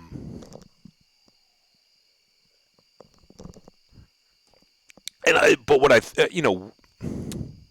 again, way before my time, but I grew up in an era which, think about it, because I think probably those of us that are here right now, we all remember after school coming home, and yeah, there might have been some cartoons or something on TV, but there would have always been reruns of those 50s, 60s shows. So we all, even though they were never current when we watched them, we watched things like Gilligan's Island, Leave It to Beaver, Mayberry, just terrible shows. But the stations could run them cheap when we were there, and it was right. It ended with the whole Springer and all the live Ricky Lake and Arsenio, all the afternoon like shock drama talk shows replaced all that stuff because they were equally cheap. You could make those shows just as cheaply as you could make the play the reruns, get the rights to play the reruns of Gilligan's Island or the Brady Bunch or anything like that. So it was like, okay, well, do they just want to get the kids coming home after school, or do they want to get the kids coming home after school and the parents that are at home during the day and just looking for something to have on in the background? Reality TV won out, and look where we've been ever since, right? Like Omnizelic says, hey, we're gonna watch him on Survivor one day, but it didn't take long for afternoon reality TV to make all the producers of traditional sitcoms and stuff go, wait a minute, this is huge. We're killing it on these afternoons for very little. Let's try it at night. And there you had it. At the same time, MTV and some of those were drawing more and more audience away because they were doing the same thing, right? Hey, putting a camera on the beach and having a dating game or something on the shore during spring break or running reruns of that is cheaper than paying for the videos to run and put in the spots, and we'll keep more eyeballs to see what goes next. So if you ever wonder how we ended up there, that's how we did it as kids. Did we get seeds and everything? Yeah, can you tell I like all this stuff too? But yeah, I don't know. I went so dark last week because I watched the Dahmer stuff, and I'm not. I think Jenny and I have talked about this. I think that was Jenny. True crime, I'm kind of hot and cold on. I'm interested. I'm enough of a history buff and all that to be into it, but it's also very dark, and I'm like, man, too much of that? No. Too much is way too much. So I haven't dipped back into horror since, and I think probably when I get back home, middle of next week, that's when I'll start going horror. Plus, this week I've been very, very, very. A lot of my extra time has been watching press conference and stuff. All the chaos around the Colorado firing their head football coach and shuffling, the replacement coach and all that kind of stuff. Press conferences and social media rage and who else needs to be fired, who's responsible for this mess, all that kind of stuff. It takes away entertainment time. So I tried to watch the Jeffrey Dahmer show twice and shut it off both times the first episode. It's meant to be really gritty. It is. It really, really, really gritty. And it's, it's designed to make the most viewers the most comfortable they possibly can. And if it doesn't make you uncomfortable, if you don't find it difficult to watch, yeah, you may want to talk through some of those thoughts and feelings because, whether I don't even know. It just, yeah, you shouldn't be able to relate. But there's so much exploitation of victims and so much of that buildup and just putting people into terrible situations and knowing that it really happened. It's very, very gritty. But as I said, I wouldn't say wholeheartedly recommend it because it's not going to be for everybody. But the portrayals of his father and the neighbor next door, I thought were outstanding acting. You actually kind of got caught up on these could have been the real people, like the real people in those situations. And I don't know names of actors and actresses, but absolutely top notch. I would be very surprised if they're not nominees, if not it's a year from now, right? But winners of some kinds of awards at the end of that. And then the parallel stories of the parents coming to learn what their child had become and reflecting on their own their own role or lack thereof that led to it, and the whole social justice part of the story in Milwaukee and the way that the city let down its residents, and then the way that the residents really struggled to find a voice in the wake of all that. I thought those two pieces, if you could either skip through or get away from some of the gritty shock value realism stuff, I thought it was excellent. but again, that's coming from somebody who's not really into true crime stuff. Shining. Which and what Shining? The original? Yeah, totally. For me, at least, totally different. I can take The Shining and put that in a separate bucket of this is fantasy. This never happened. And of course, the Dahmer stuff is based on his accounts and all that kind of stuff and his confessions. But somebody's envisioning of that. But still, that real people were hurt in that, and I don't know. That's the part of true crime that I don't really appreciate. Whether anything is going to victims, there's people out there that are profiting on the fact that somebody somewhere did horrible things, and somebody somewhere was left hurting when a loved one died or was in other ways victimized. I'm just not down with that. Yeah. It's got to be right. But I was just sorry, I sidetracked. See, Omni, don't ever worry about ADHD stuff and not and bouncing around and all that. The real thing was I was just talking. I haven't dove back into horror movies yet, but I certainly will. Campier and cornier the better, but late October probably for me. I just got to be in the right headspace, like Jenny said. You gotta be right for it. And yeah, Jack Nicholson. Sorry for the spelling.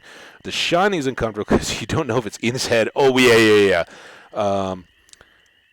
Yeah, and I'm not. There are massive Stephen King fans out there that have read everything of his. I'm not that, but I probably read The Shining 3 times cover to cover, or not The Shining, The Stand 3 times cover to cover. I've read all of The Dark Towers twice.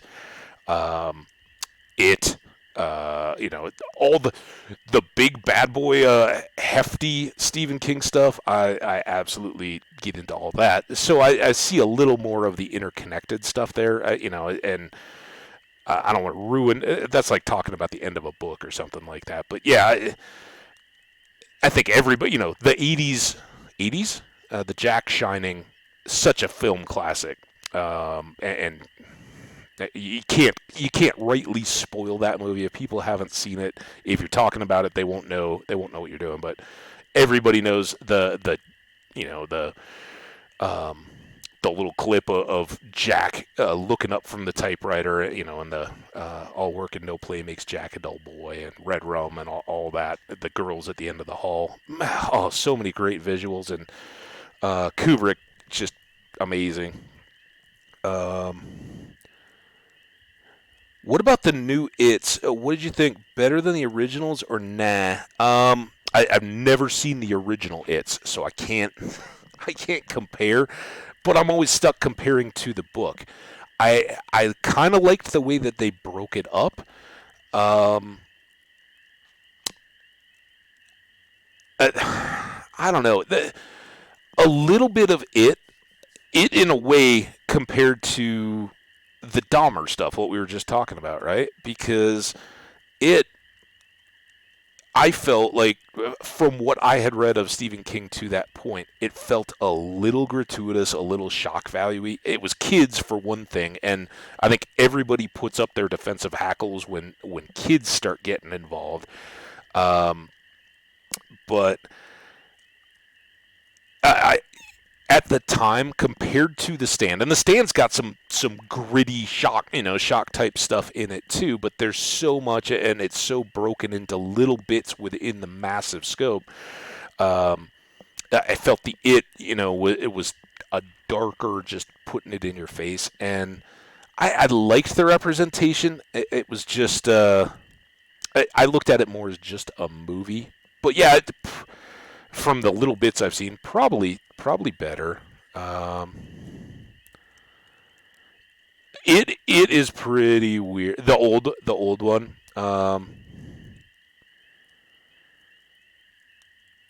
Yeah, just I don't know. But going back to the tower, and the thing, and again, it was probably 15 plus years ago that I read it. I didn't feel the movie got the horror of the adults knowing, that in the book, and I don't remember any of the people's names or any of the characters' names or anything like that. They never stood out, and I never reread it, so that's probably why I don't retain it as well.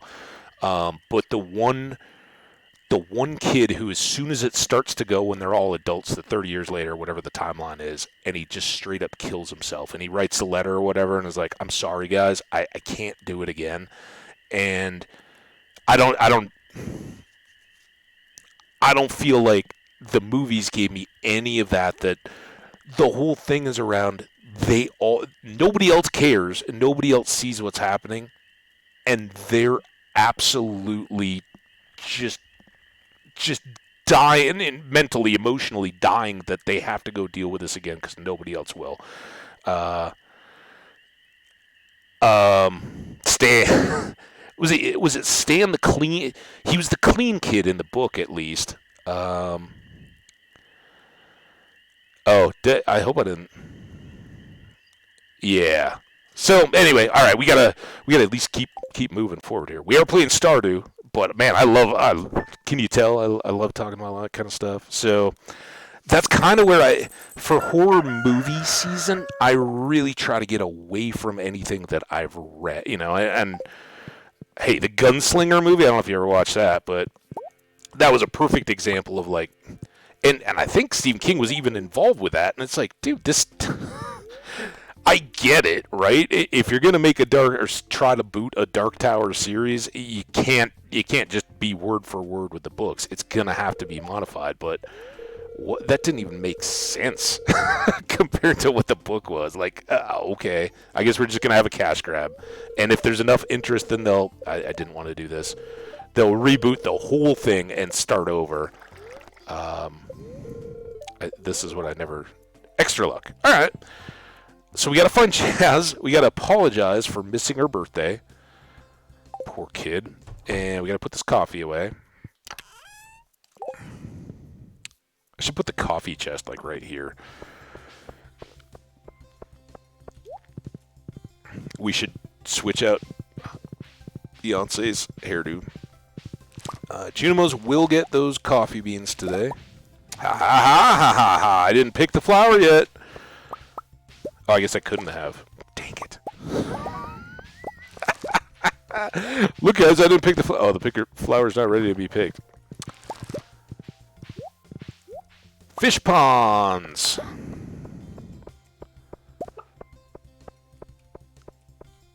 Oh, yeah. Terrible, terrible, terrible. As far as I know, there's only that one. Unless they made, like, a different series or something I missed. And, yeah, Stephen King. But, I mean, hey, so did, oh, my God.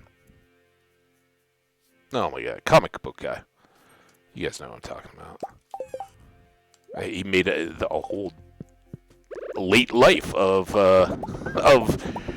cameoing in all the Marvel movies and all that.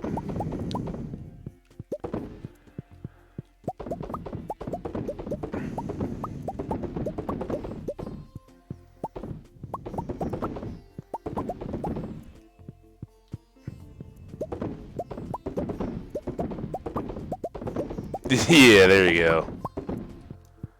Did you guys ever watch the reality show that Stan Lee did? That was like the superhero contestants, like, become a superhero or whatever, and Stan Lee basically, like, gave them all challenges and all that, but they, like, basically were like, I am Scissors Man. I have access to scissors, and they were like totally non-superpowers. Was that what it was?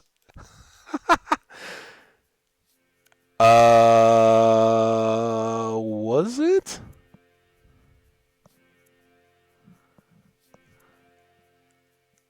I don't know if that sounds exactly right.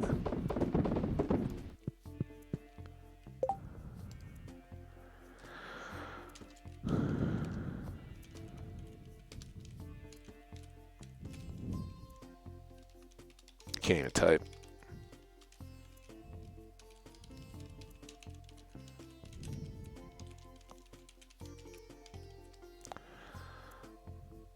Who Wants to Be a Superhero? It's a superhero genre reality TV series broadcast on Sci-Fi. Shows created by Stan Lee and Nash Entertainment. Oh yeah, they like got a picture of a random lady sitting in a chair. She's all smiling. I remember. I think it only lasted a season. It was awesome, corny, awesome. Who Wants to Be a Superhero? Check that one out on YouTube if you can find it.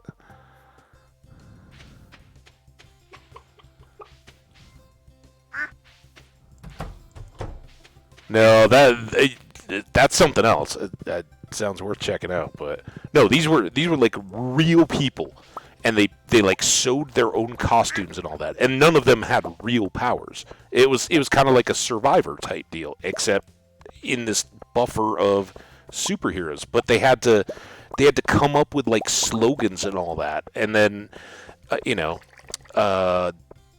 catchphrases and partners and all that. And they had these little competitions in between to see who would advance to the next round. I don't know that I caught that one. Well, we moved on to superhero reality shows. And Who Wants to Be a Superhero?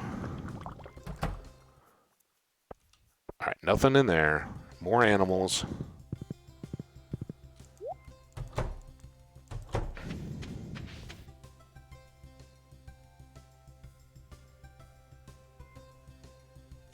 Hey, Sinedra.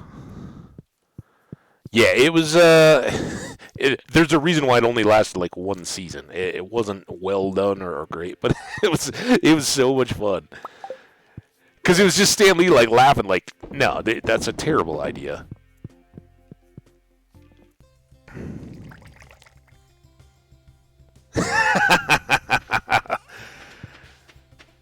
Well, yeah, but the Invisible Man, like the old story and the old movie, and I think they've tried to remake it. Was it Kevin Bacon or something like that? I don't know who was in the last version of the Invisible Man. But that one's kind of a horror too, because the guy thinks by turning invisible, he'll, like you said, he'll be able to basically go where he wants, do what he wants, and no consequences. But what he finds out is he's totally isolated then, unless he puts on the trench coat and the hat and all that, the sunglasses. Nobody can see him, and he's ultimately a kind of Frankenstein-y monster that. Got what he wished for, and it wasn't all he'd hoped. Yeah. Oh, it's super old school. I don't know. I think of it as the air quotes Spencer Tracy era, right? I don't know if that's legit, but. Dun, dun, dun, dun, dun, dun.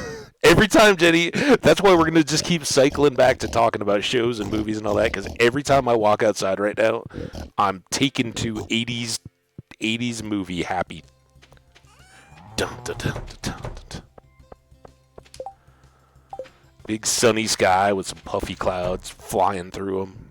Oh, look at all this cash we're making. So, everybody here, we got a bunch of, because it had Bela Lugosi and early Vincent Price. He would have been the young guy back then.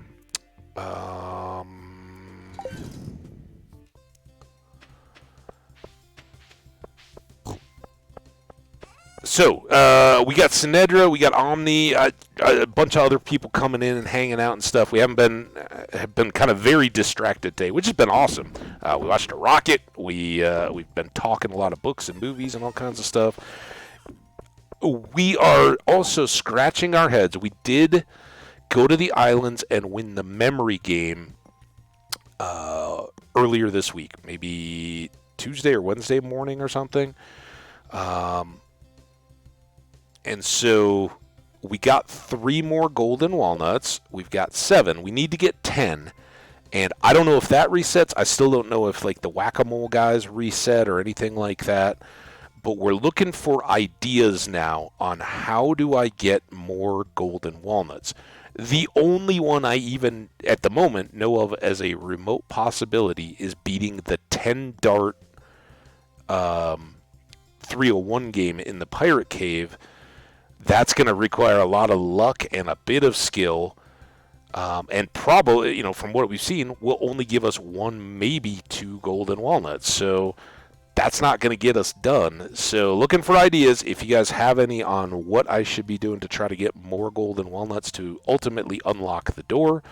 I think we need 13 more to get through the door, and we need 3 more to get the parrot telegraph transport system going.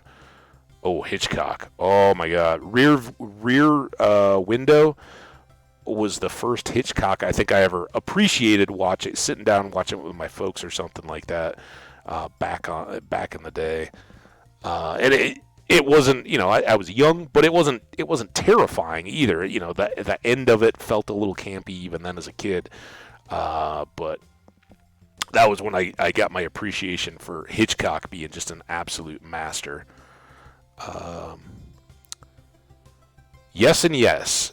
So we've gotten a bunch early on. You get a bunch for doing various activities. So we caught some fishing in the ocean.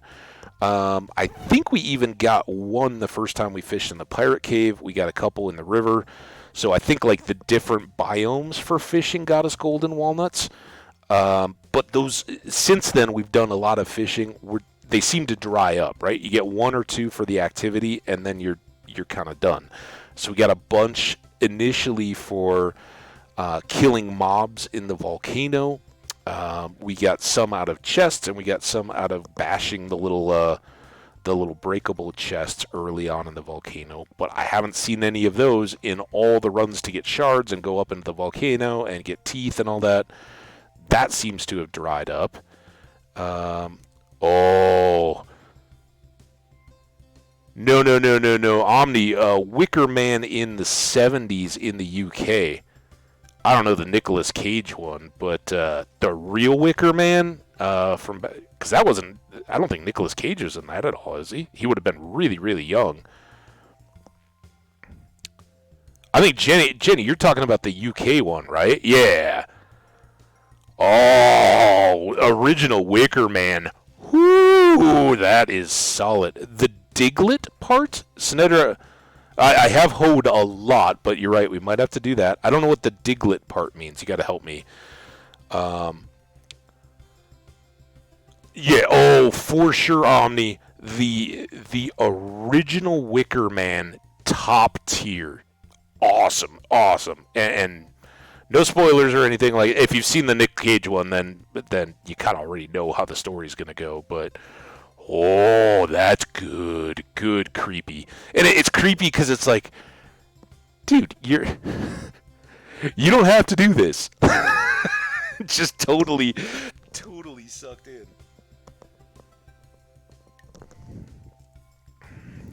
The Diglett part. Try to kill it, Kappa Cool. Do you need hint? I still don't know what the Diglett is. Maybe. Are you talking about the one on the beach? The whack-a-mole stuff? We got that.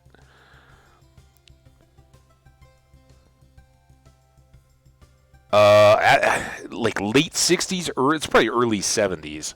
And it's definitely in the UK. Oh, isolated community, sketchy, fun. Yeah. The Pope came in the other day and kind of accidentally. I was trying to hit with a hammer, right, and get the whack-a-mole. And before we knew it, the Pope came in and was like, "Oh, you need a watering can." And all right, because we had tried the hammer, that didn't do anything, and I was gonna go get cherry bombs and try to like chase it into a cherry bomb explosion. Chucky, oh yeah. Okay, yeah, no, the like kind of the main star guy, right? The protagonist in that. Yeah, for sure. Oh,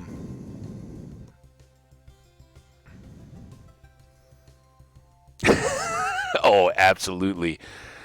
What do you guys even consider these? Because I don't particularly. I guess the first one. How's everybody here feel about The Sixth Sense or The Village?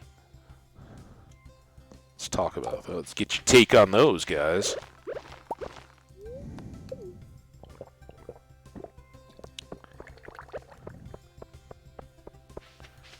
I don't know if I consider those horror or suspense. Meh and meh.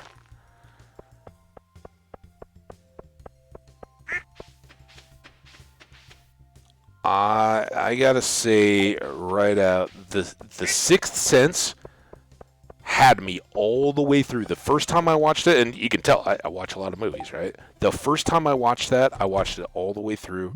Didn't see it coming. Totally missed the hints and everything. It was like, oh my god! I literally went to bed after watching it. Got up like an hour later and was like, I gotta watch it again. And then like, oh, it's been there all along. You totally understand it, but. So I thought that was great, and then I thought Signs and The Village were very meh. Like you said, I don't know.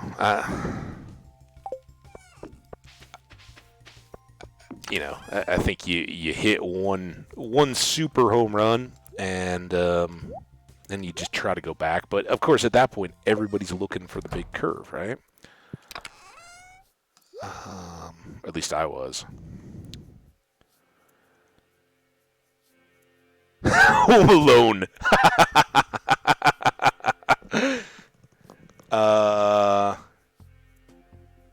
Some people find The Village really creepy. I don't.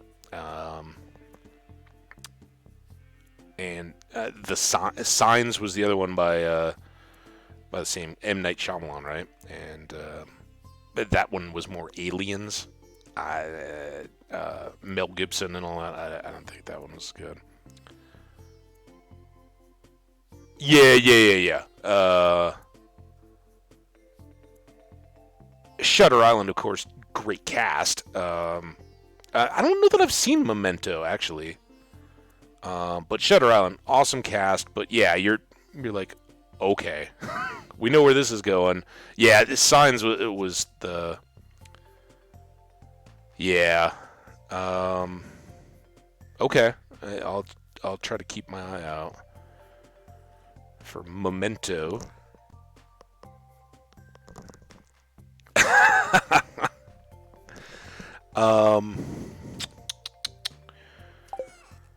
Let's go back to the island and shoot, we gotta find Jazz. Let's go find Jazz. I'm gonna leave the tree seeds, and then we'll try to go back to the island and see it. Just bang around looking for coconuts. Jazz. Summer, she could be at the beach. She could be up at the playground. She could be at home. It's already 2:10.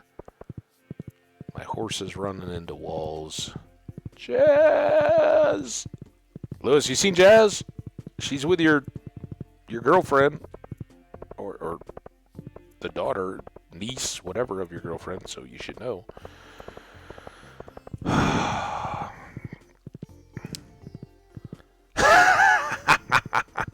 Wait, Freddy Krueger or there's another, like, Freaky Freddy or something? What was the other Freddy? I don't know. Where's Jazz? Jazz. Is she over here with the blue chickens? Why is that locked again? Yeah, oh yeah. 7, 8, never stay up late.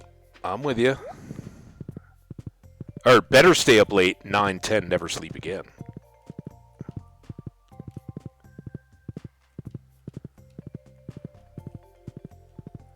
Check that. All right. Well, this time at least, if she's walking home at this time to get home by 6, we should see her. Dude, we're gonna be on to the next birthday by the time we get done with her stupid birthday. I mean, her awesome birthday, Jet. you gotta be kidding me. They're not at the school, right? It's summer. Oh. Why are they at the school? It's summertime.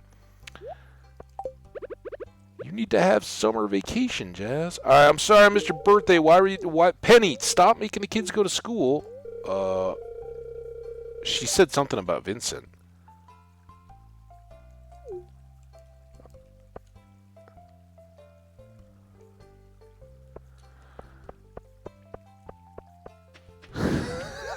One, two, Jenny's coming for you. That first Nightmare on Elm Street. Oh man, that was so good. The like pool that boils and like all the hot dogs explode on the side. I totally remember that.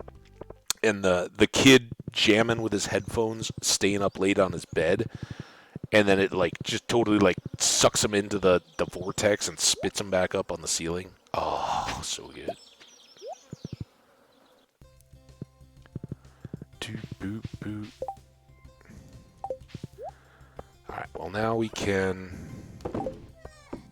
go. Let's go walnut hunting.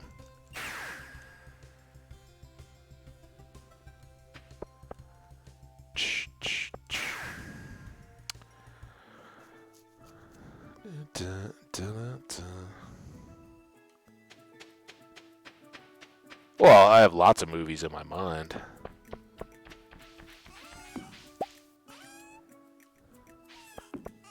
Is that... Well, I was thinking maybe he was the pool one. I know he's in it. I can't remember which one was which.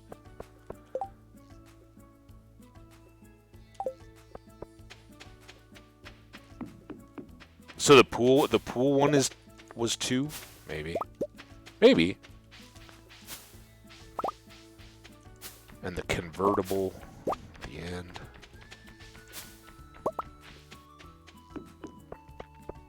Yeah, I haven't rewatched those in a long time. Should.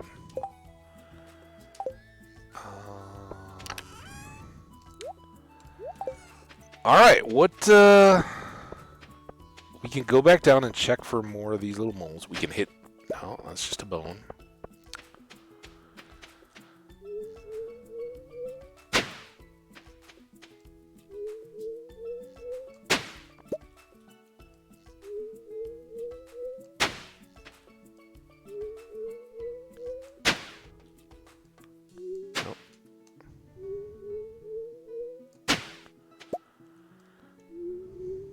Okay, the pool one was the second one. Yeah, that might have been right. Well, I'm sure it's right. I'm not doubting you at all. Basically going back to childhood memories and some of those.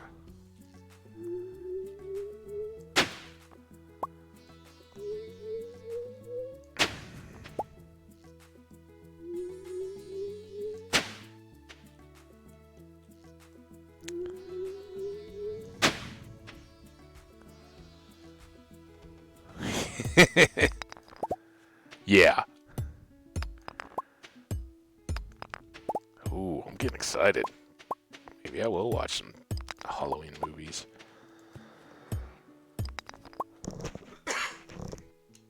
No, seriously though, like the thing I got to do after stream today is haircut. Because man, I was looking in the mirror, I was like, dude, all over the place. Hey, we got one. So these guys have been by far the most reliable things that we've gotten. We did this once. I have never seen another Diglett again. But mining the muscle rocks have been the best things so far for giving us repeat golden walnuts. Do you have any golden walnut tips? Tips?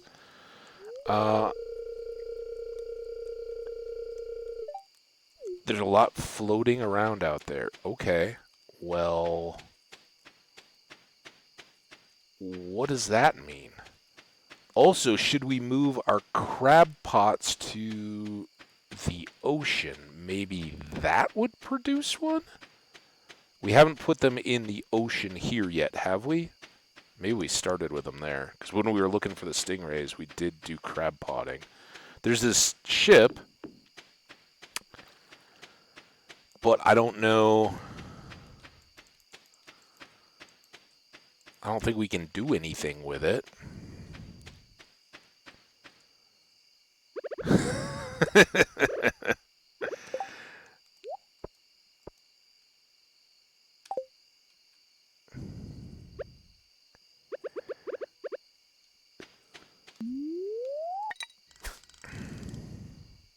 Yeah, nothing.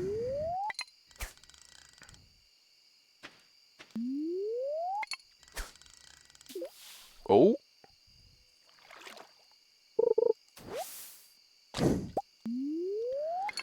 I don't think we fished up a snake skull before, so maybe this is a deal. Come on. Oh, this is a fish. Treasure chest gold walnut?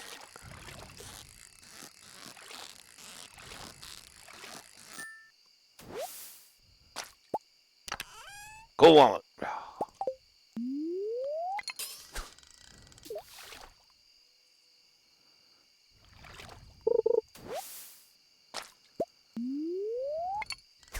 Like, those snake skulls really make me think. Maybe there's something to this little ship area. Because we never caught those in the rest of the ocean.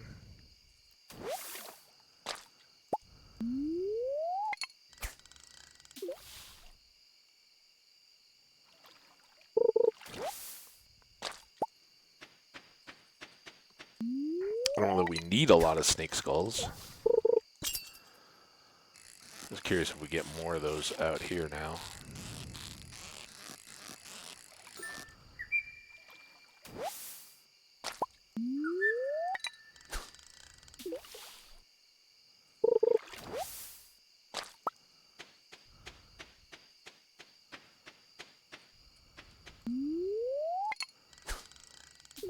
$12.10.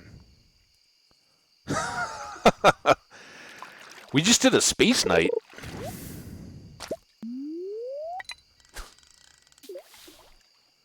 Yeah, we gotta get a lot further than that. By the way, though, you guys are absolutely helping me just kill it in the Twitch stuff. Maybe someday we'll be able to have more stuff around the channel and all that.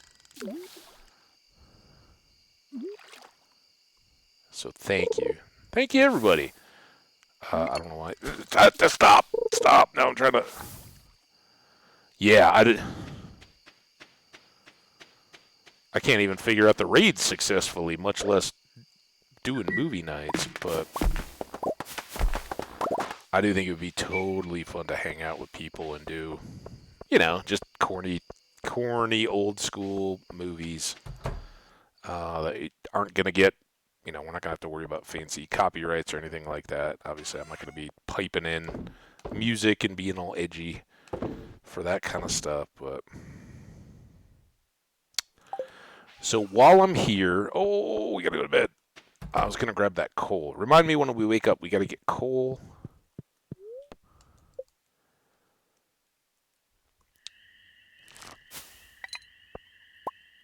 Yeah, I mean, we'll see. It'll come, and see what that does, but all in good time. I'm just happy you guys are enjoying hanging out.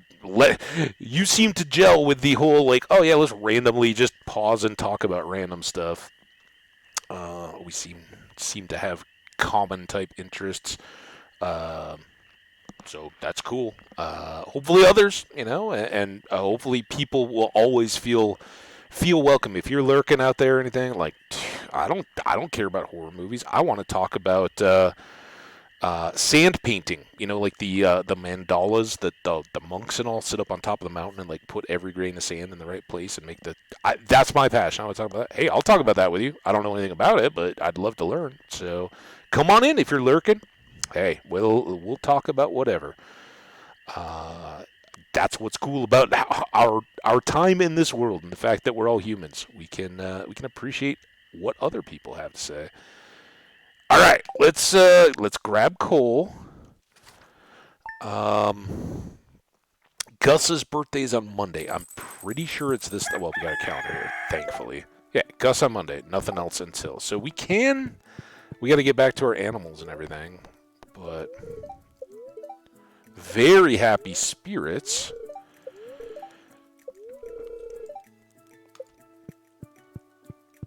Still no rain. Rain totems didn't seem to affect our chances here on the island. Where did... Oh, the coal's inside.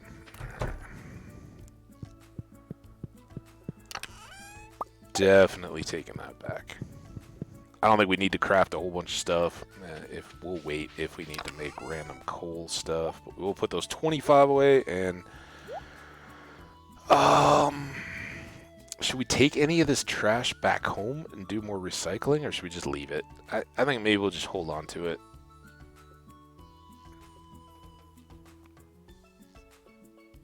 We'll take the bones, though, because we got more bone mills set up back home. I think we can leave the tree fruits. So now I'm limiting, if I hoe, I'm limiting the amount of possible muscle rocks. So I guess I should do those. But again, we might have played those out.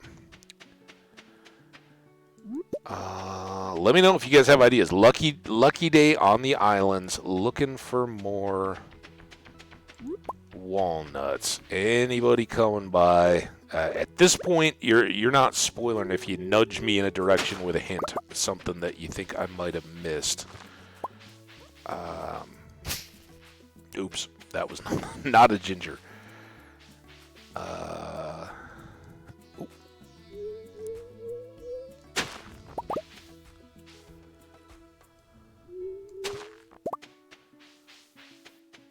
Will I?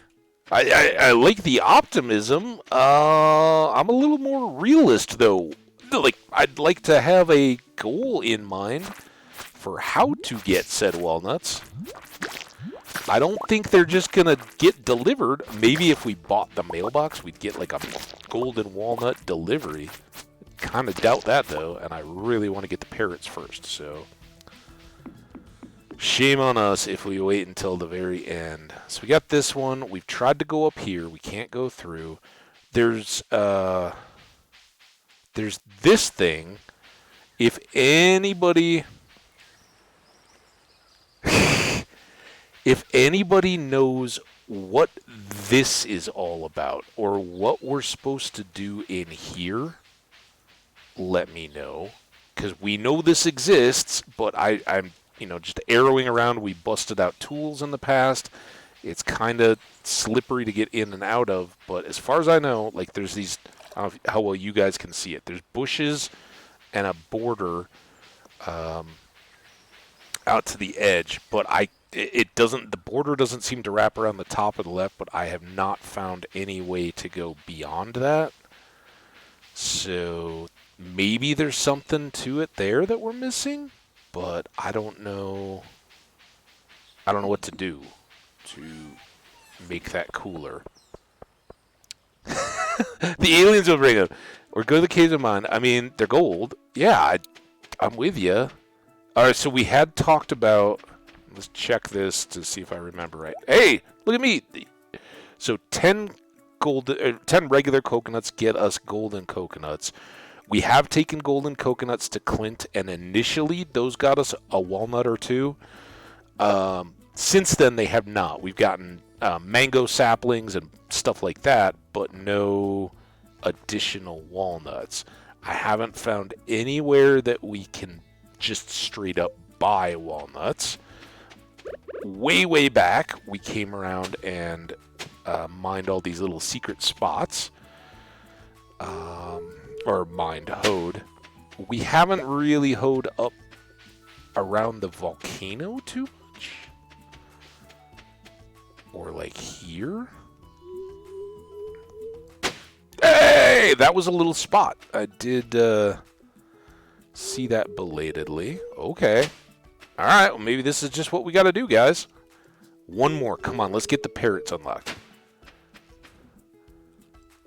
I don't see anything right here.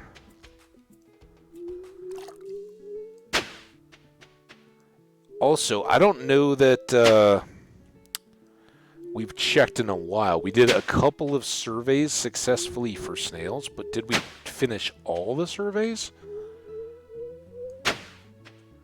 Let's go check that.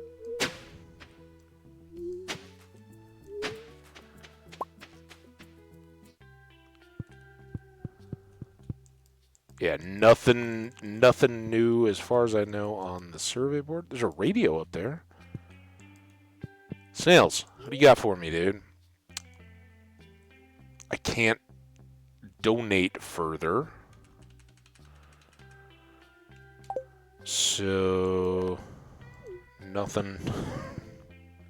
He used to give us hints when we were looking for bones, but he won't give us hints on walnuts, I guess. So there's that.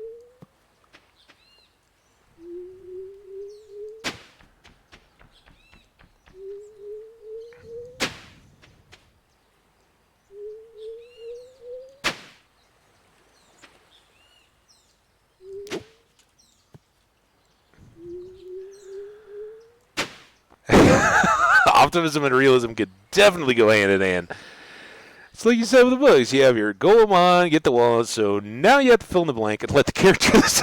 yeah, we've been doing that for a while. The problem is there's less for our character to fill out and do other than hunting for more walnuts. We're going to find them, though. That one gave us hope. All right, we shouldn't completely forget the fact that we are a farmer and we have responsibilities back home.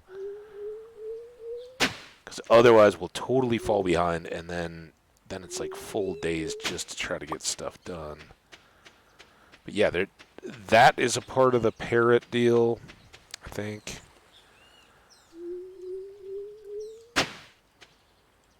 And there's others of those little things around, so we can basically teleport around the island. And we've got this thing back here. Hey, there's one more. 10. All right. Let's go.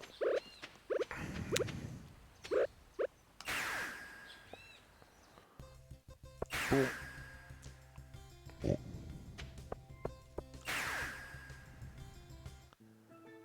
Oh, crap. I thought it was right there. Where is he back over here? All right, whoever had the tip to hoe everything, was that Sinedra? Good tip. We hadn't adequately hoed everything. All right. 10 walnuts for the Parrot Express.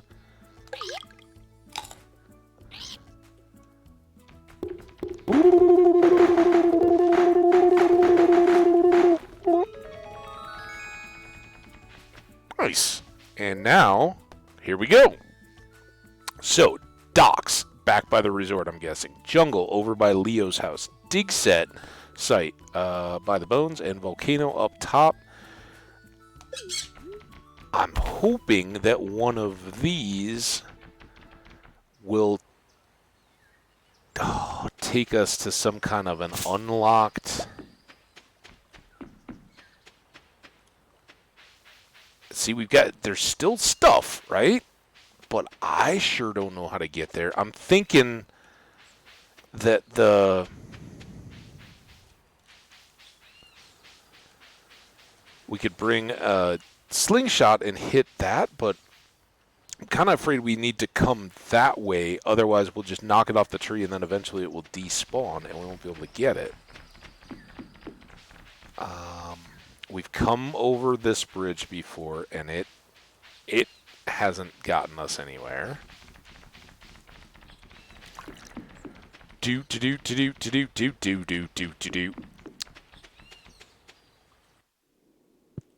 There's the mushroom cave. We haven't been back in here, and I haven't like tried. I don't see anything that looks. I don't have any bombs.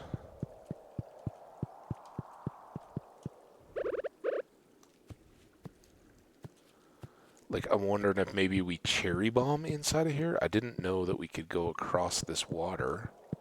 Can we go? Oh, no. Nope. Nope.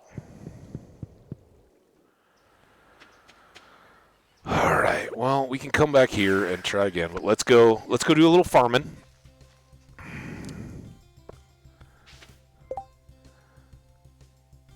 Oh, 100%. Yeah, just wait. We've talked about maybe getting back to some Minecraft and all that. That's when we just write our own story and let it roll. These are iridium quality. That's kind of nice. Did we just pick that up randomly? That's kind of cool. I don't know where we got that from. Alright, animals. Sorry I missed saying hi to you today. I don't... Yeah, that's fine. We can do that again tomorrow. Let's get the priority stuff done. Check the kegs, check the crops. It is too late, but we can always fill in with wheat. And I maybe... Oh, no, we still have, what, like radishes and a couple crops that we still needed to plant. So, no worries here. Cabbages. Let's do those. Because cabbage. And we got to put all this stuff away.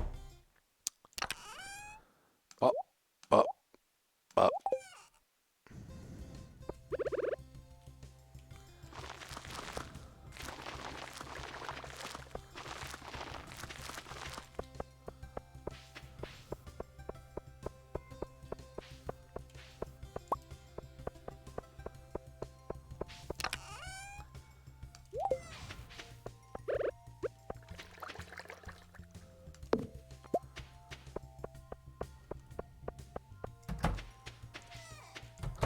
Oh, we could do grass. They've kind of... They put one in the mushroom cave. Or I guess, technically, the pigs found one in... So they were investigating the mushroom cave and found that truffles had grown indoors there. There's one. Two. Not counting any bonuses.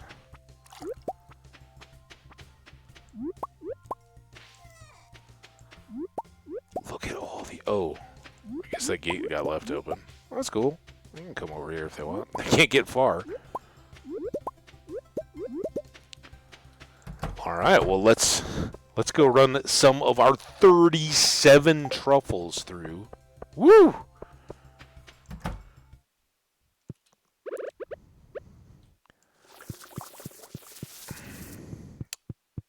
And if I can line up, right?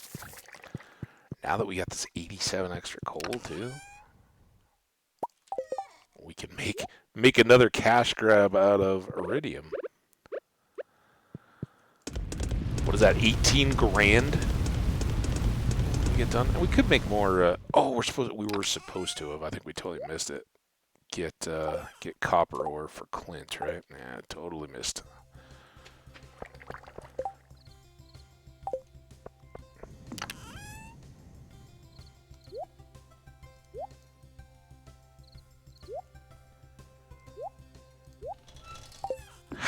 How is this not best song in the Stardew library? But we're gonna switch it up here, I think, because one, I don't want to get sick of it, and two, I still do want to find that other song.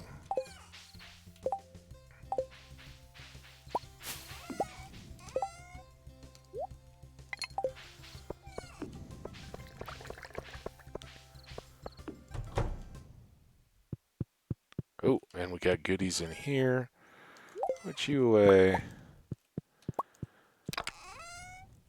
You away. Oh, I forgot the bones.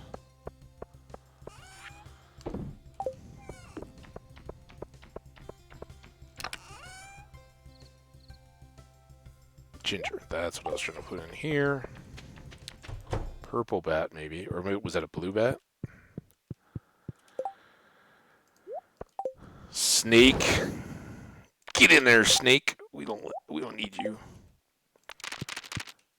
All right, so here's one we've talked kind of in the theme of horror. What is most terrifying animal for everybody? Speaking of horror, spiders, snakes, insects, creepy crawly type stuff. What's the horror animal?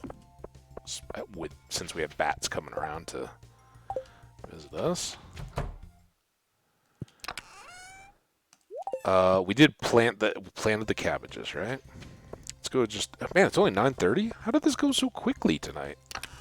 I guess because the animals were all taken care of. We didn't go inside. We do still have these couple to plant.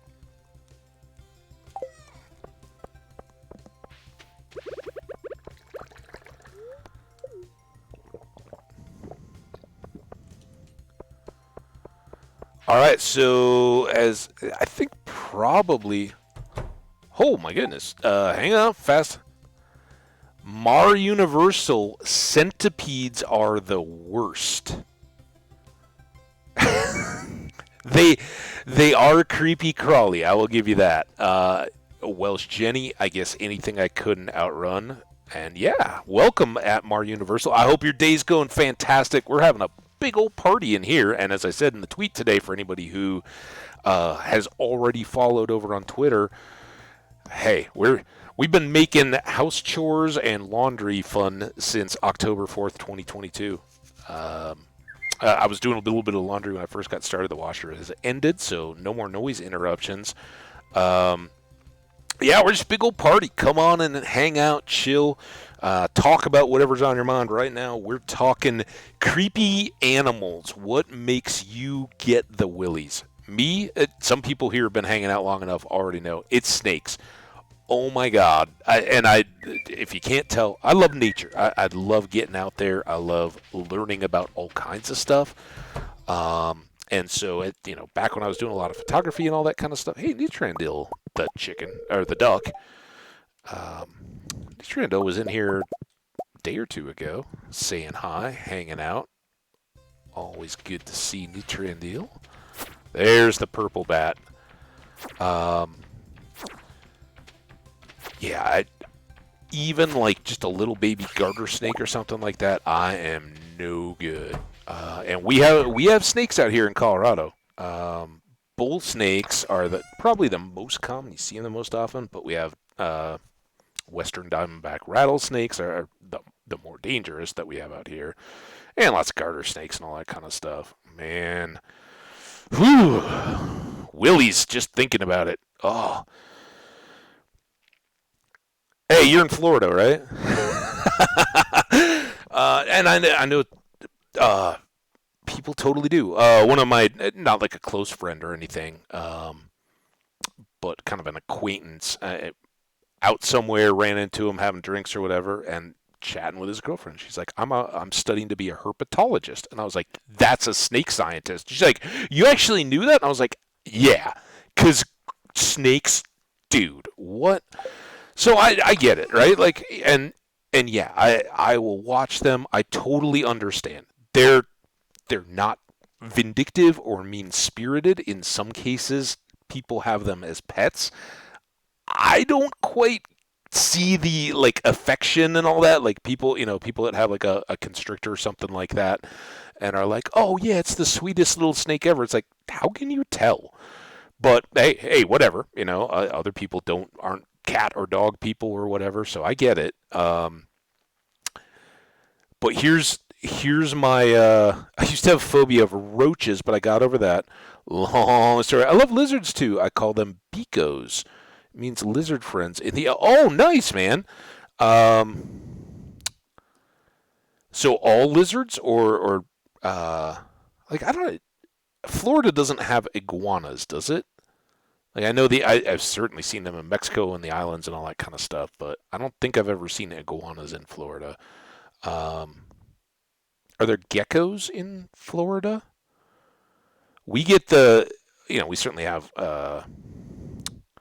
like some newts and all that kind of stuff, but we have if you get into the rockier, drier parts of the states, you'll see the little, like, the push-up lizards. I think there's some variety of like a bearded dragon kind of thing, but they'll be sunning out on the rocks in the Southwest, and they have this little posture thing, if they feel threatened or whatever, where they'll basically like pop their front legs, and they're basically like just doing push-ups on a rock. They're so cute and cool. I'm totally down, like legged lizards and all that, totally fine. And some of those are probably more dangerous. and spiders out here. We have both black widows and brown recluses. Those can mess you up as badly as a rattler. It's just they're unnatural fears, right? That's why. But I think I in my life I've certainly found that everybody's got something that totally makes them just lose it, right? Um, yeah, UK not exactly St. Patrick, right? Drove all the snakes out. Yeah, you guys. Dude, I tell you what, man, having family and all that's over there, you don't have mosquitoes bad at all. You don't have snakes, and you don't have tornadoes in any real sense. Occasionally, I guess, but not the way that we do here. Yeah, it's rainy a little bit more. It's damp, but it also makes it all lush and beautiful. Yeah, you guys are soft. I do have geckos. All right, not really the wild bearded dragons, but we have aminos, I think they're called. Okay, cool. So here's my snake story. And I'd already I think the real reason how snakes got in on me when I was pretty little kid, like Vincent's age, right? Favorite activity on a day when you were outside playing was go find a creek or a bog or something, go catch salamanders or whatever, and hey, there's nature. Let me grab it and try to bring it home in my pockets, kind of age. So we're doing that. We're hanging out, and another kid, kind of a couple of streets over in my neighborhood, we were young enough that it was like, oh, I know you, I know where your house is and all that, but we don't play together all the time because it's too far and all that kind of stuff. But we're hanging out one day, and he's like, oh, look, it's a snake. And he reaches down and catches a garter snake, like a 1.5 2 foot little skinny garter snake, right? You see those all the time, and they're harmless and all that kind of stuff, right? That no venom, nothing aggressive. They can get quite big, but this one was just a moderate sized one. And cool. Hey, yeah, at that point, like, oh yeah, it's just awesome. Let's look at it. It's got stripes on it and all that. Looks cool. And he holds it by its tail, and as I'm watching, the thing shoots back up its own body, bites him on his thumb. He drops it, and it got him good enough. He's just not like it's gonna fall off or anything like that. Kid and all that. I'm sure we scraped our legs, but it's like dripping blood from where the snake bit him, and I just oh my god! All right, snakes. You don't know, you might think you've got them, but they'll get you.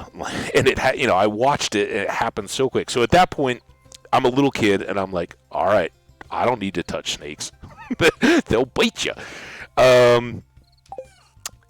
So fast forward all the way until I'm in college, and at this point, I'm very aware, leave me away from the snakes. Everything else I'm good with. I go into a lecture. I don't remember what the class was, but hey! Tales games, I think, is due. Mario Universal. You know what? No. I kept scratching my head, and I think maybe we got Tales games and Animal. Keep an eye out. You guys keep me honest. Some of you guys that are here all the time, let me know. I think we've got Tales games because he came back and I was like, oh, you've been here. Sorry. But the Pope has been here, and the Pope has certainly been well-intentioned in trying to help us out. So the Pope, can we get it all? The Pope T800. If you're here, Pope, thanks so much for dropping by the last couple days. Hope you hang out, stick around. Our new friend Mario Universal, yeah. If you're hanging out in the chat or regular commenters or stuff on YouTube and express a desire, hey, you could find yourself with an animal here in the game. So I hope I didn't slam Tales games because Tales has been around a bit, but. We'll get you next time if we missed you, and I apologize if that's the case. I had a snake enter my patio on accident. I spent about 45 minutes with it until it was comfortable for me to pick it up, take it outside. With animals, a lot. Yeah, true. A lot of time, it just takes patience. Remember, they don't want to hurt you. They're trying to protect themselves. 100% Omni. Yeah, and obviously, we see eye to eye on a lot of this stuff. Other than certain insects like water bugs, no devil's creature. Okay, the Tails games I will stream the channel later. Um, I'm not sure if you're taking off then, Omni, but if you are, good luck, have fun. Um, the I 100% agree. Like animals, it is a defense reaction, especially rattlesnakes and all that. That's why they have rattles. They don't want to get stepped on, and they're very well camouflaged to keep birds from eating them from the sky, which are their predators. So they'll try very hard to let you know, hey, I'm here. Keep your distance and we'll be cool. And I respect that, right? 100%. And you're probably 100%. Oh, 100% I understand. Like, yeah, snakes and all that, just like a dog or a bear or anything else that you might interact with, they're going to initially react with a I'm big, I'm scary response as a default. And that while they're doing that, they're going to be evaluating you and like, are you a threat? You caught me off guard. That's why bear bells and things are a deal. Or if you're walking through the woods and you don't have anything and you're solo, sing a song. Do hum loudly or anything like that. You don't want to surprise animals. You want to let them know you're coming. And unless you're a hunter and you're in a blind or something like that, you want them to be very aware that you're there and moving through. And while it might make it tougher to see them, things that are going to prefer to remain out of sight will do so. More than not, they'll hang out and take a look at you. That they're curious about their surroundings and all that kind of stuff too. So I'm 100% with you with the snake in the thing. I'm sure that you could wait until he chilled. I don't think I would be able to, no matter how chill it got, just eventually go over and reach out. And at my work one time, we had a big old bull snake right near the entrance, and yeah, one of the other coworkers in the building there was like, "Oh, yeah, no worries, dude. We'll go down." And a bunch of us went outside to go see the snake, and he's like, "Look, dude, this is not a good place for it."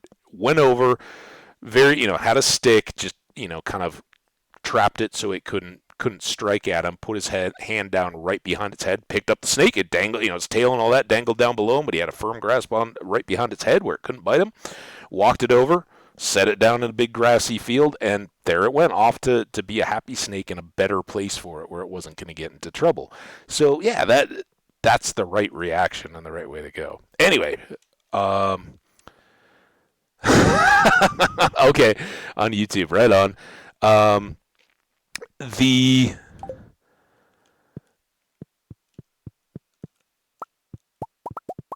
snake, right? So here I am in college. I'd probably, who knows, but I had probably been out partying because it was college and we could stay up late and like, oh yeah, I can do my homework, go out at like 10 and hang out all night and then go back and go to class. And while I'm settling in, pulling out my my notes or whatever for the class, the book, whatever we needed at the time, the girl sits down next to me in a big lecture hall, so like seats with the little like armrest desk righty thing, right? But they're all like it's like a movie theater, right? All the seats are basically joined together. She sits down, there's 2 seats between us, and she puts her backpack in the there's still one seat next to my arm, and then the next empty seat is her backpack, and then it's her.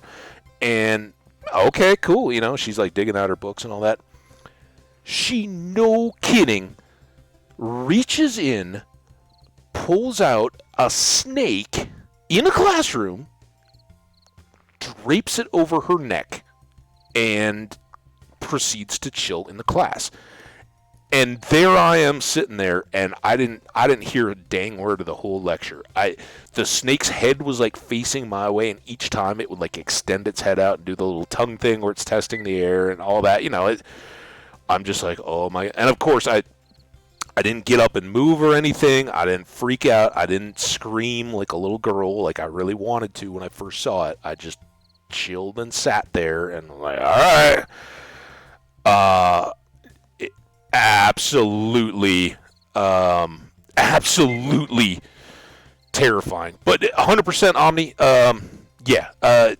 When I'm out in nature with my camera or whatever, if I see a snake, 100%, I stop, even if it startles me. Even if it's a bull snake that like lifts its head up and hisses. They do kind of a hiss response instead of a rattle, or a rattlesnake or anything like that. I will very much stop. Make sure, all right, I'm not in any danger. But then I will force myself to calmly and carefully observe it and kind of watch it in its environment, and let my heart rate get back down, take some pictures if it's appropriate, and all that kind of stuff.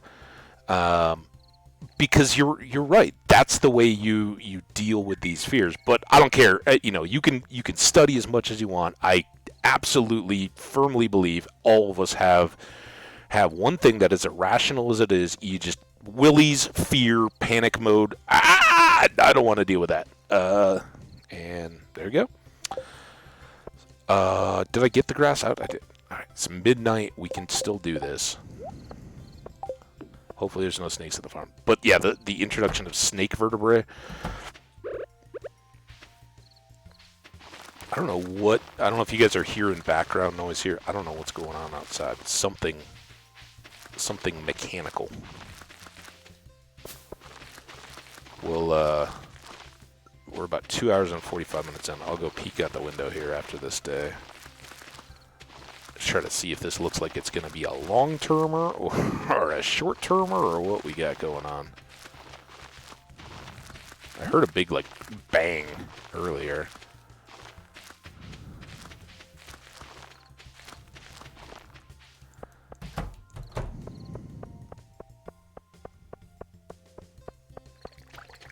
Ooh, maybe something is moving away.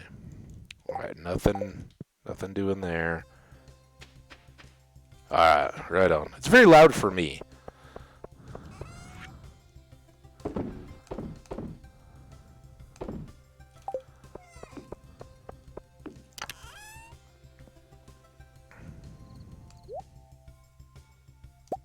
don't know why we're hanging out of that.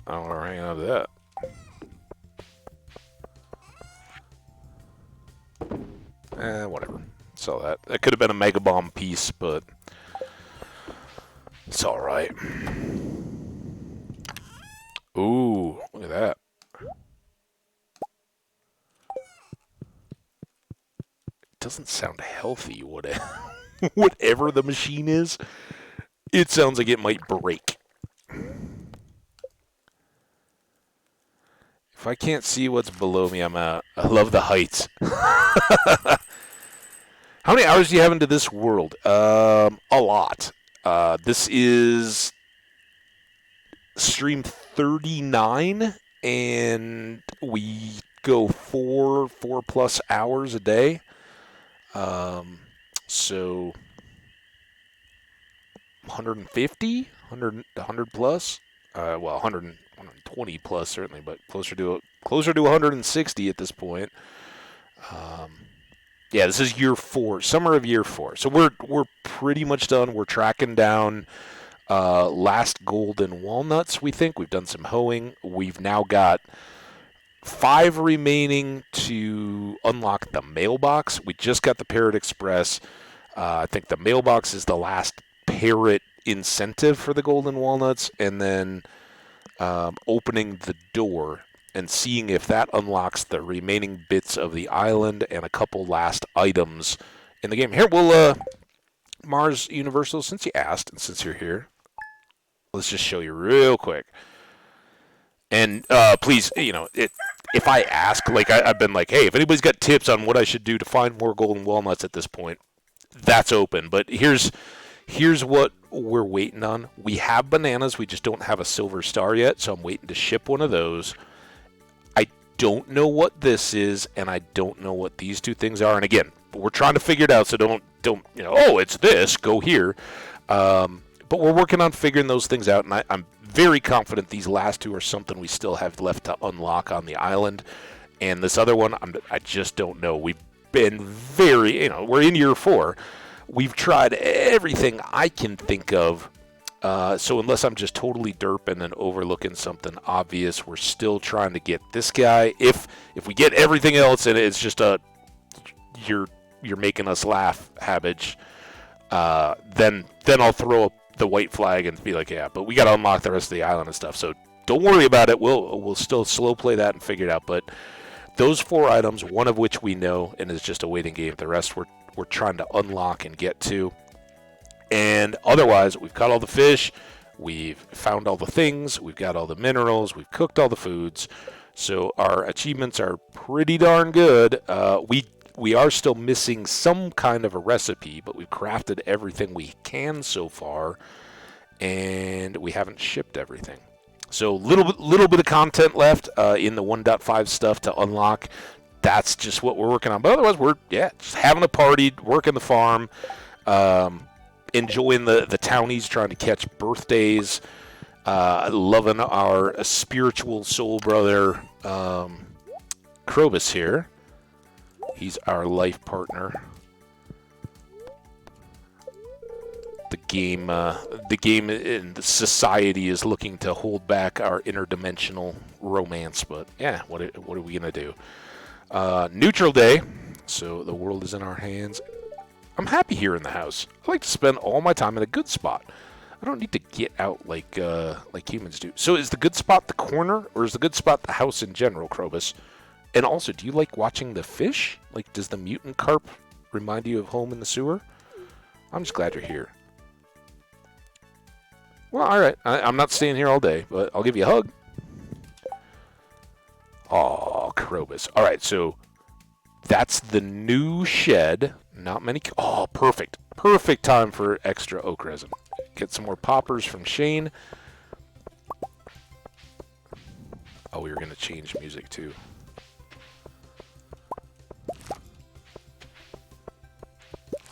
But yeah, I don't know. This is more listenable consistently than like the pirate theme.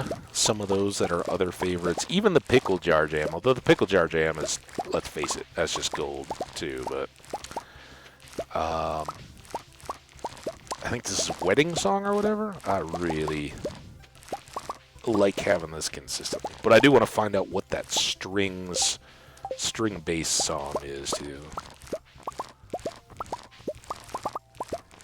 Oh wait, is this Crane Game or was this the wedding? Now I don't know. Not sure. 23, so we can just immediately replant this.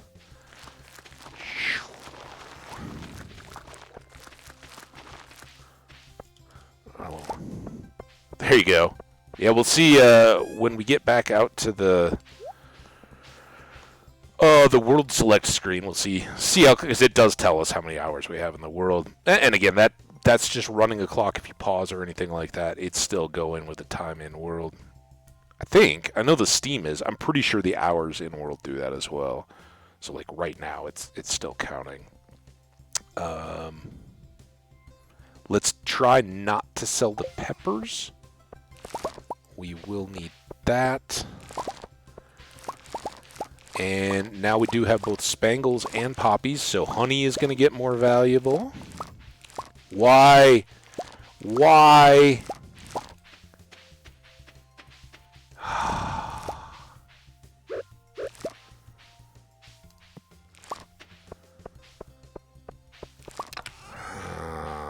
Oh, man. Now look at us.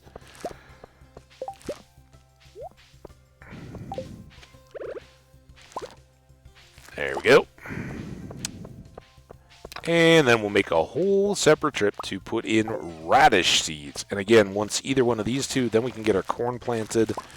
We might put that in where the melons are growing, actually, and just keep going so that then the Junimos can take care of the corn as well. At least we have this. If we don't get stuck. Pop, pop, pop, pop, pop, pop, pop, pop, pop, pop. Not gonna sell those. Sell that. Pop, pop, pop, pop, pop.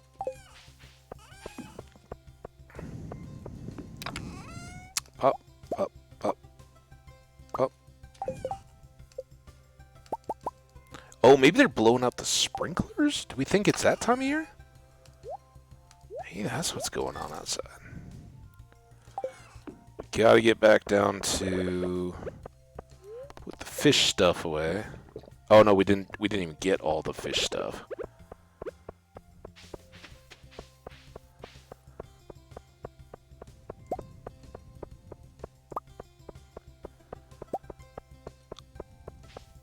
So good.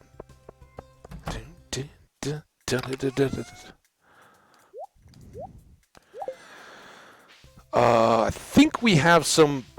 We moved some wine over here, right? Or some fruits to make wines.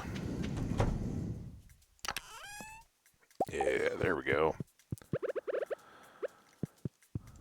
So obviously our most modest of sheds, but we'll be able to add these extra kegs to it.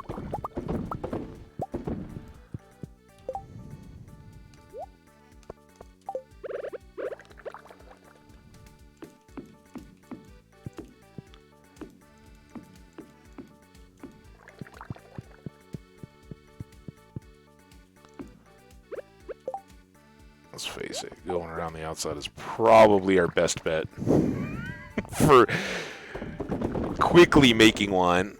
And then we need to put all these back and grab one for the indicator keg.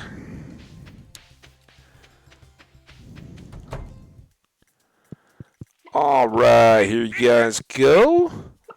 Welcome, welcome, welcome, welcome, welcome, Chucks. 10 there.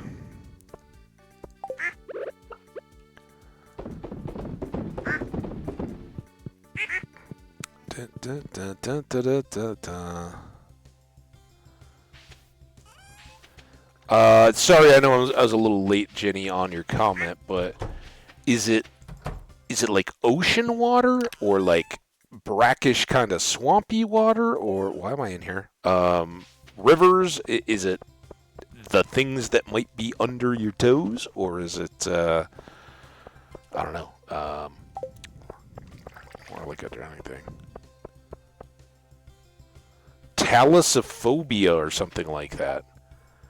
I can't see if it's what's below me. I'm out, but yeah, I saw. Yeah, definitely over 42 hours.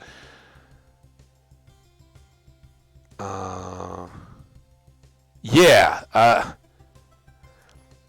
That's kind of the remember. You guys remember the movie Deep Blue Sea, the one where they're just like endlessly tossing and turning out on that like handheld camera kind of thing. Oh, that everybody that went and saw the movie was like, I kind of feel nauseous now.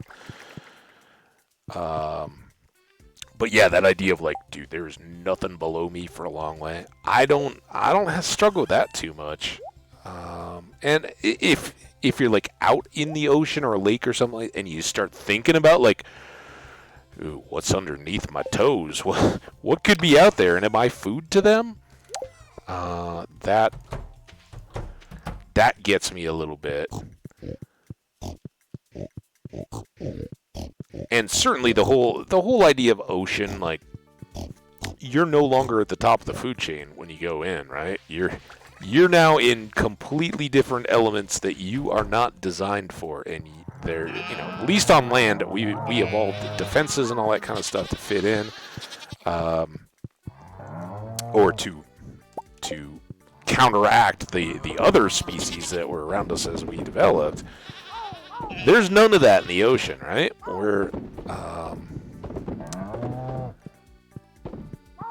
We're out there without the benefit. We got to just rely on our technology and everything to keep alive. So But I have scuba dived, I have snorkeled and all that kind of stuff. I think the ocean is beautiful, and seeing all that life is not to be missed. I definitely recommend it. At the very least, go snorkeling and free diving in conjunction with that. Where you got the snorkel and all that. Go try to dive down, and if you can, practice a little bit so that you can control the breathing and spend more time down there without having to just constantly bob at the surface. You'll see some amazing stuff.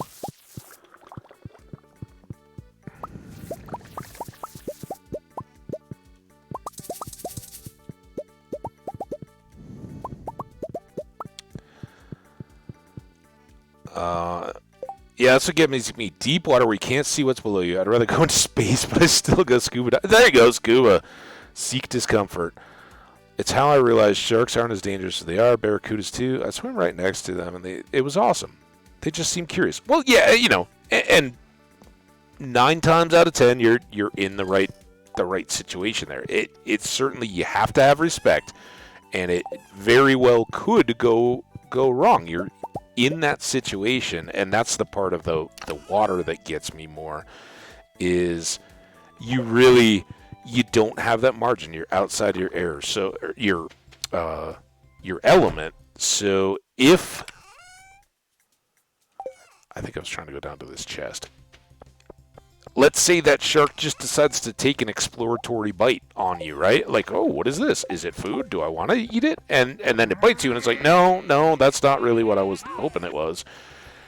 Now you're still underwater. You can't just like sit down, time out. I got a first aid. Now you still got to worry about, like, can I get to the surface? Do I have to safety stop? All that kind of stuff. That's a little sketchy for me.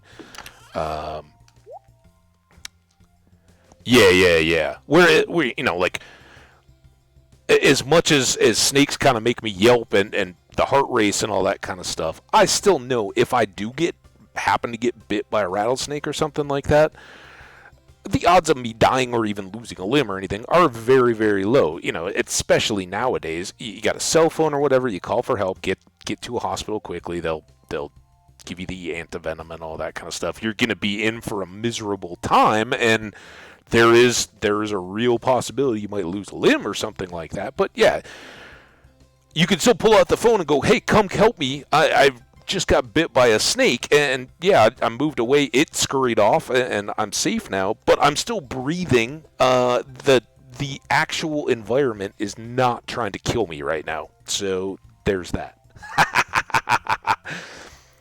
Oh, in the desert. You're fine in the desert. You can go like 3 days without water. It's fine. The mountains are my spirit animal of landscapes, I think. But right after that, I think it might be desert. And I don't know. Forests, though? Forests are really cool.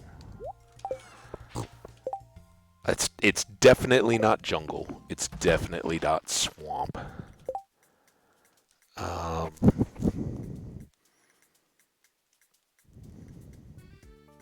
Coasts? Yeah, like I love visiting the beach and all that, but I don't think I need to live on a coast.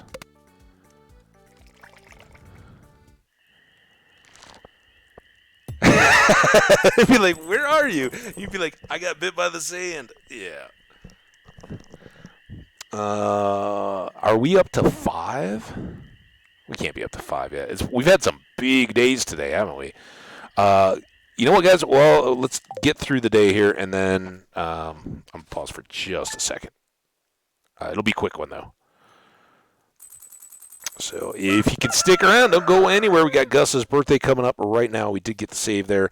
Let me just mute the mic here. I will be right back. 2 minutes tops.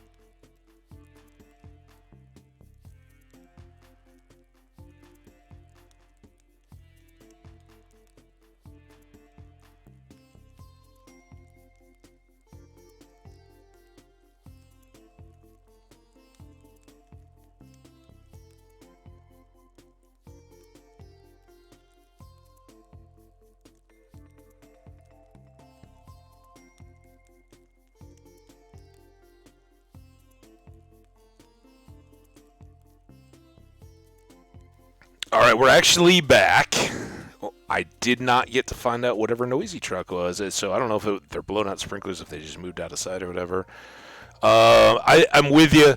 There's something about the Louisiana bio. I actually love swamp shares. I don't know why. It doesn't make sense. No, I'm with you. We talked about it the other day, right?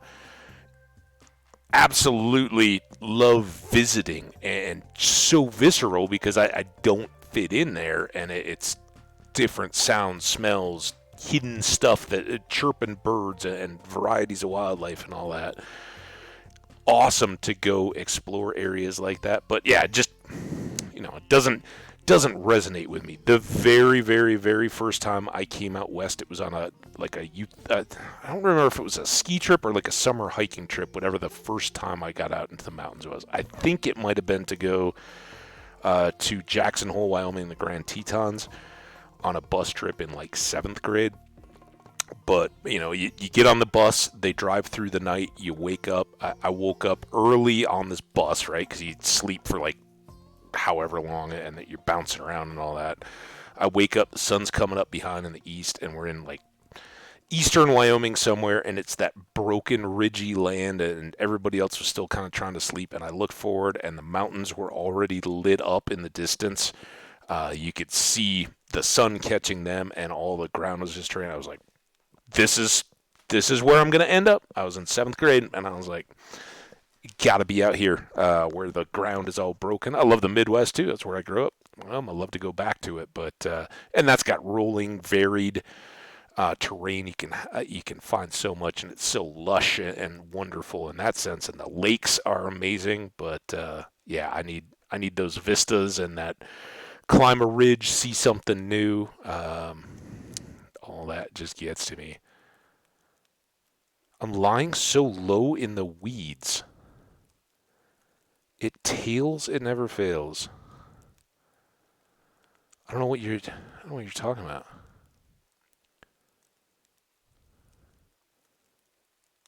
Oh, lyrics. I was like, wait, I caught like seven things low. Oh man.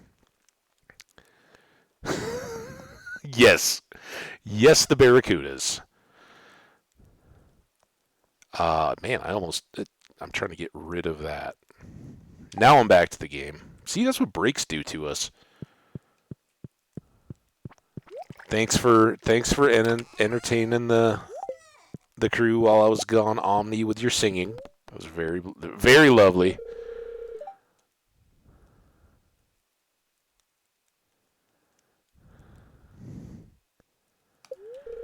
And I knew we were already talking about Barracuda before I left, but then I just jumped forward and I was like, what? Oh yeah.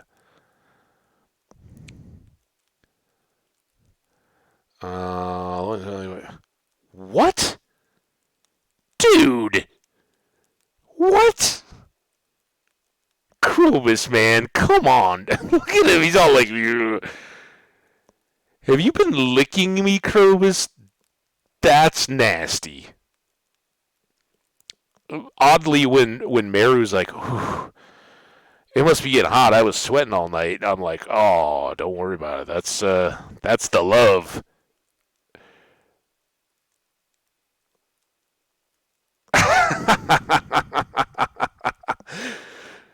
Tip your bartenders and waitresses. I'll be here all night. Thanks, guys. CDs and cassettes in the back. That's rank, dude. All right. Very happy spirit. Should we go skull caving it just for fun? We've done the island thing. We got some golden walnuts. I think we just got to keep hoeing, right? That seemed like the best.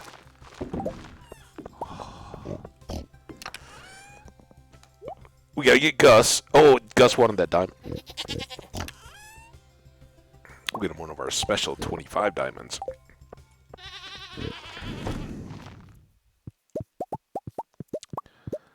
I forgot to look. Oh, we're so close. One more good day. I don't don't think I could have come close to. Obviously, I didn't recognize them right on first sight. I don't think I could get all the Barracuda lyrics.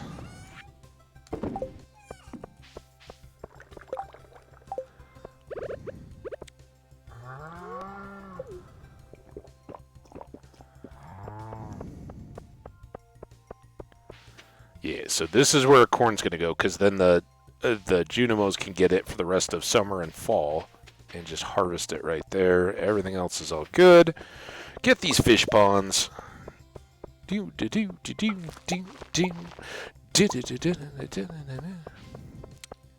So who's got the best plans for tonight? Who's doing something fun on Wednesday night? Break up the week, celebrate the downhill to the weekend. Who's got party plans? Is there anybody else out there for whom Wednesday night is often trivia night? Some of you guys know. Every so often, buddies and I, like as often as every other week, but yeah, sometimes stuff comes up in between, so it gets longer. We'll meet up for trivia. There's anywhere up to like a dozen of us who might play. You can only have 8 technically a night, but there's like 5, 6 of us that are regulars, and then the others kind of fill in, and we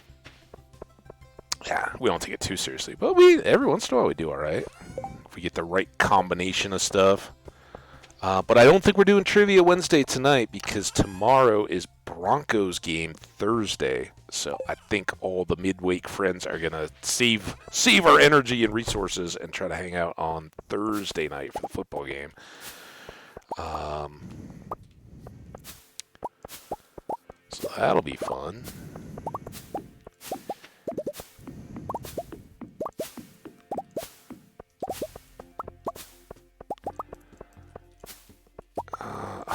Omni's streaming. All right. I should be around. Jingle Bell Rock, no. Well, I mean, it's just past 7 p.m. Gonna cook some grub, then Stardew. Yeah, right on. What's for dinner, Jenny? What are you cooking us? What are you inspiring us with? I got a zucchini and a yellow squash from my my garden friends. I'm gonna cook those up tonight. Maybe a little chicken, but I don't know. We'll see what the weather's like this evening if I want to grill.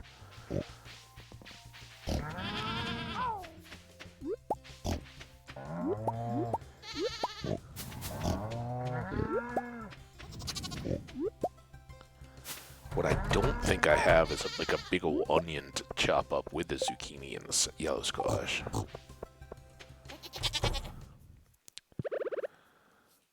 No. Yes.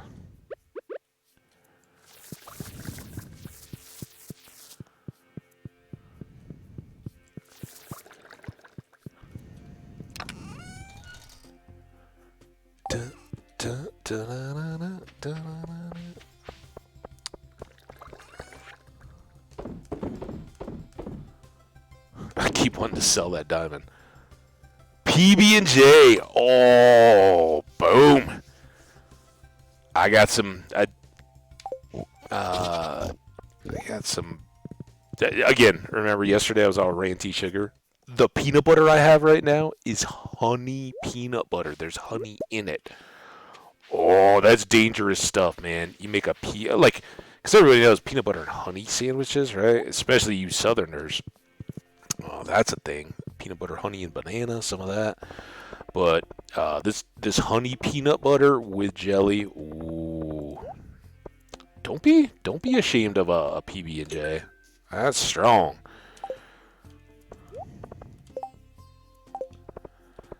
Gus, that's what we're doing. Oh, he's not, and we're almost there. We're a little early. Oh, it's Monday. Perfect timing. It's like we planned this. Don't be jealous. I'm a little jealous. Gus, rainbow trout. We haven't river fished at all. We may not do any of it, but I can eat salted peanuts all day. Oh, come on. But I can't eat. I think that's kind of universal for everybody but Americans. PB is totally American, right? Australia's got its Vegemite or Vegemite.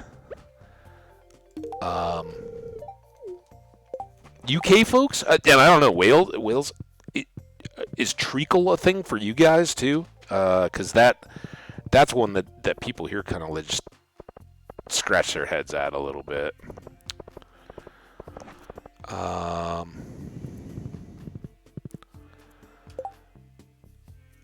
Dude, so I was brown bag lunch kid all the way through high school even.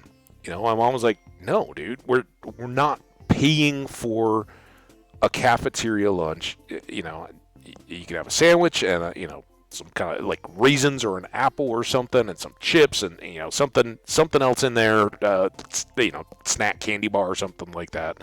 You can have a good balanced lunch, and buying the stuff to make sandwiches and all that kind of stuff is way less than just going to buy your school lunch. As a result, yeah, it took me a long time into my adulthood to come back to I'm down with a good PB&J. And for me now, new PB and Nutella. Whoa, now you're talking. Woo! But for me now, it's gotta be fresh toast that you put the peanut butter on, so it kind of gets a little melty. It gotta have that little bit of heat. I don't. Again, like I'm grown, right? So I don't tend to keep a bunch of just potato chips or anything like that around. If you got them, you're gonna eat them, right? So not the best idea. I like them, but when I used to, just have like a bag of chips going or something like that, you put some potato chips in the peanut butter and jelly for that little bit of crispy crunch. And I'm a creamy peanut butter, not a chunky peanut butter. But then you put the chips or something in the sandwich to give it that little bit of crunch. Ooh! Who doesn't love Nutella? Nutella in coffee. That I don't know. But again, I'm kind of cheers to the coffee. If you still got them, anybody? I know East Coast and what is? Are you in British time in Wales, Jenny? Is it still British summertime, or have you guys already changed clocks? At any rate, you guys are probably a little late in the day for coffee, but I'm a black coffee kind of. Wow, Nutella and coffee for sure. Well, maybe I did trust at Halloween is when you guys change. Okay, I still remember. The progression of changing times, which seriously, oh my gosh, can we all get on the same page and either like the whole world changes times at the same time together, or we don't do it at all? Like we do. It's so silly. It's so outdated. It just built in.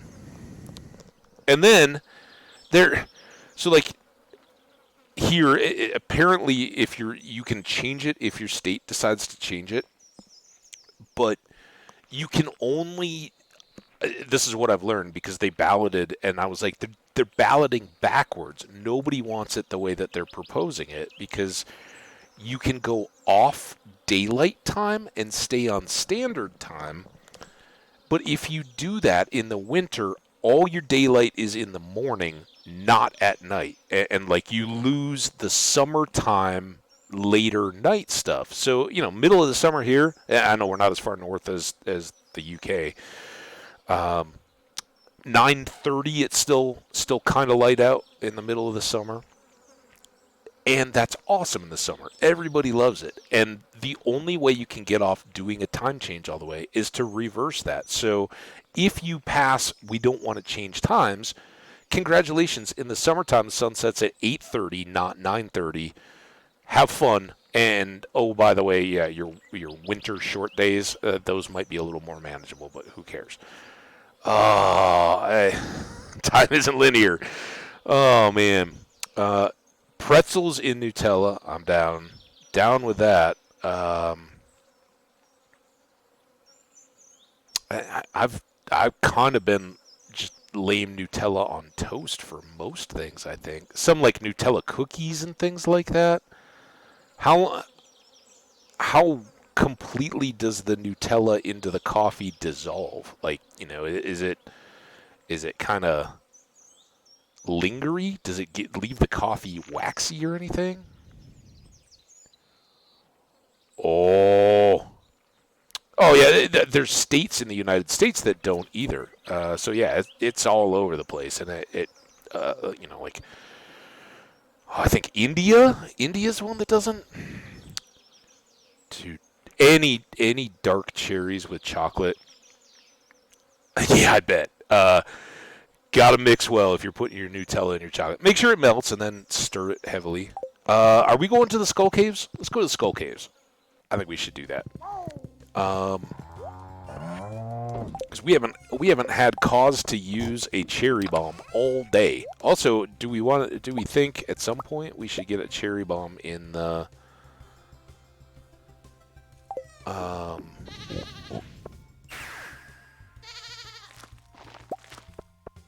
Oh, here we go in the desert though. What did I just pick up? Or was that an animal doing something? I hope I didn't. Nice and smooth. It's like putting marshmallows in hot chocolate. You gotta mix it heavily to get that cream. Yeah,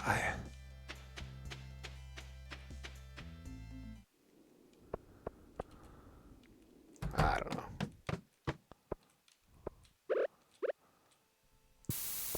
I like coffee for coffee. Nice and all right. So we're looking good there. We do need what 50 more Omni Geodes to get the. No, we haven't even got the 333 yet. We're at 270. 13 levels though.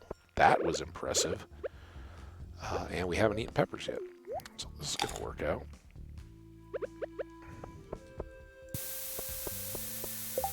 Ah.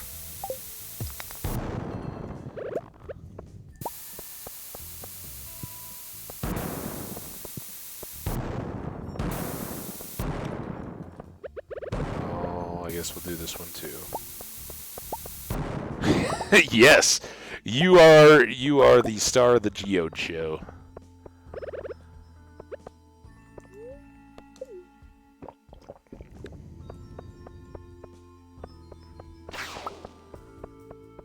If you could just deliver us some geodes. All right, we're going right for the ladder.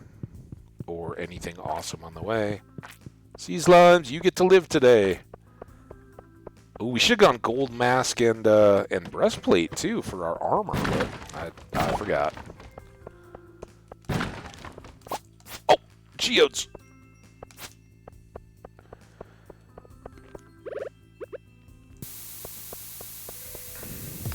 Ah.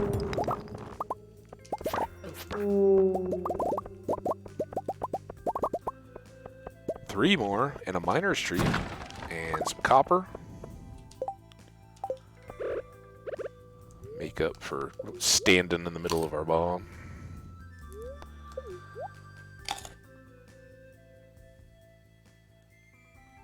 The spoonful of Nutella. This is another good. If you're trying to stretch pennies, good little life hack, I guess, that we used to do at my house when I was a kid. When times were tight, you go to the store and you get like just the plain, boring cake donuts, like no frosting, nothing like that, and then you go get one of the little tins of cake frosting and you frost your own donuts. Ooh, that's unhealthy. Great eating, great little snack with kids.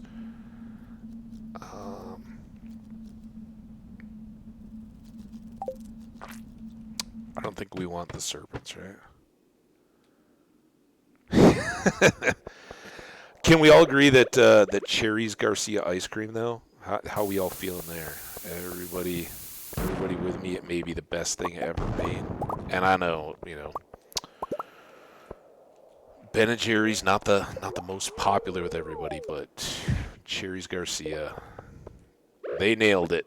something magical happen when they put those like good, like not like icy frozen chunks of cherry. They're somehow magically like not frozen like the strawberries that end up in strawberry ice cream. And then the chocolate little slabs with the good ice cream, good quality ice cream. Ooh. That used to be like the gas station ice cream back when I was in college. Go down and get the little overpriced thing.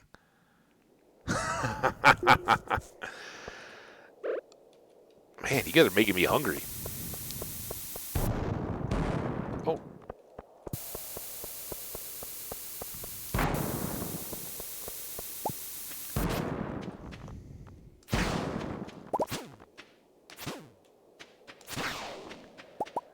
Hole. Hole. Chocolate brudge Yo, their prices are stupid, man. I am big time fan of grocery store brand ice cream. They have some fantastic flavors, and it's seriously like a quarter of the price of a Ben and Jerry's or a Haagen-Dazs, and like a third of the price of Breyers or Blue Bunny or any of those. And honestly, like, there's no real difference, other than they might have a particular flavor that you don't have elsewhere, but it's still milk and sugar and a little egg and toppings. I'll buy a new jar. Oh, let's all just have. I don't have any Nutella here at the moment. I got the honey peanut butter instead this time, guys. Someday we'll all just have a Nutella moment. I think we can all agree. Nutella win.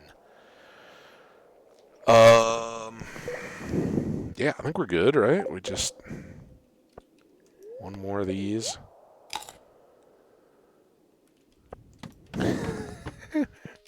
All right, 1, 2, 3, fingers, toes, and eyeballs crossed. Purple slime egg. That's pretty darn good. I mean, it's not a crystallarium or anything, but we'll take it. That's big money. Ooh. I want to be able to dance. Ow. He doesn't want to hurt us. It's a defense reaction out of the dinosaur.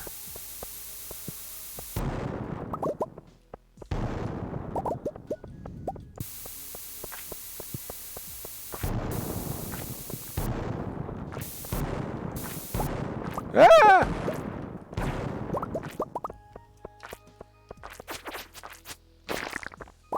Crab cakes.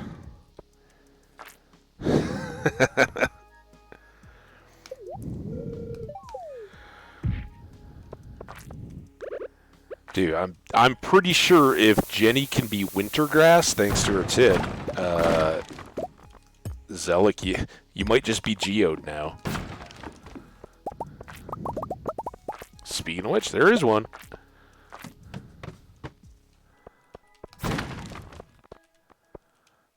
Uh-oh. Alright, what are we dumping?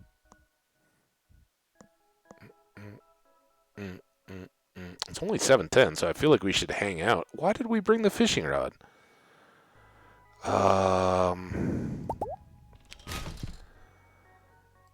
Probably can make those if we need them. We got a lot more hardwood than that.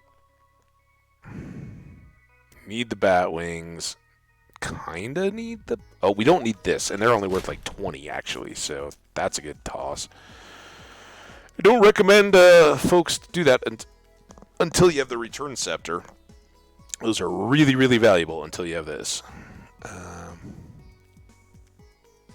All right, Geode, you got it.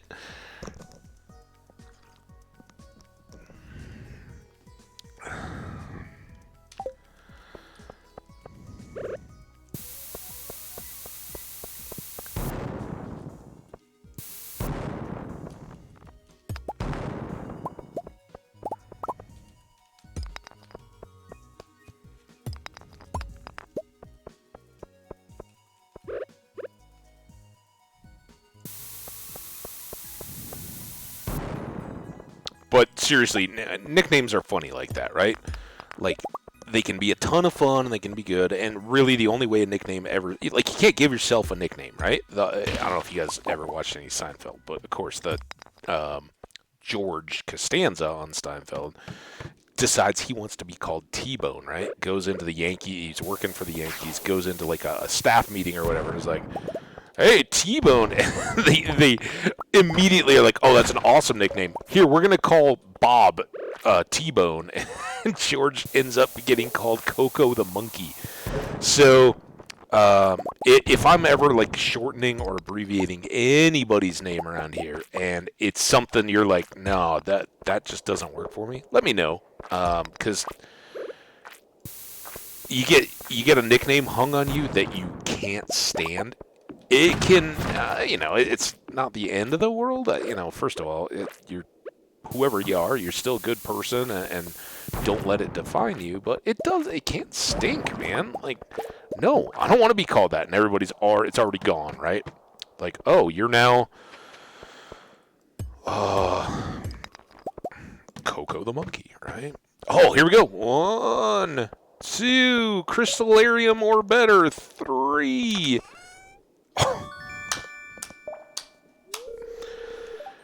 Easy game, guys. Easy game. We got this.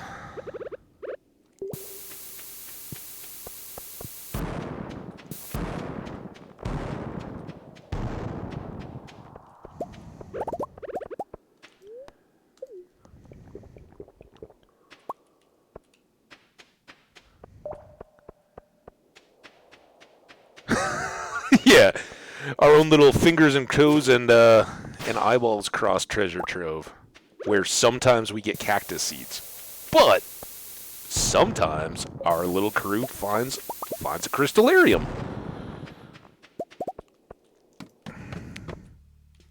I know this is an awesome luck day. I kind of wish we were walnut hunting. We thought, look at that. Geode, it's you. We found you again. Now we need somebody to come hang out in the chat that's named Magma. Then we'll be really good.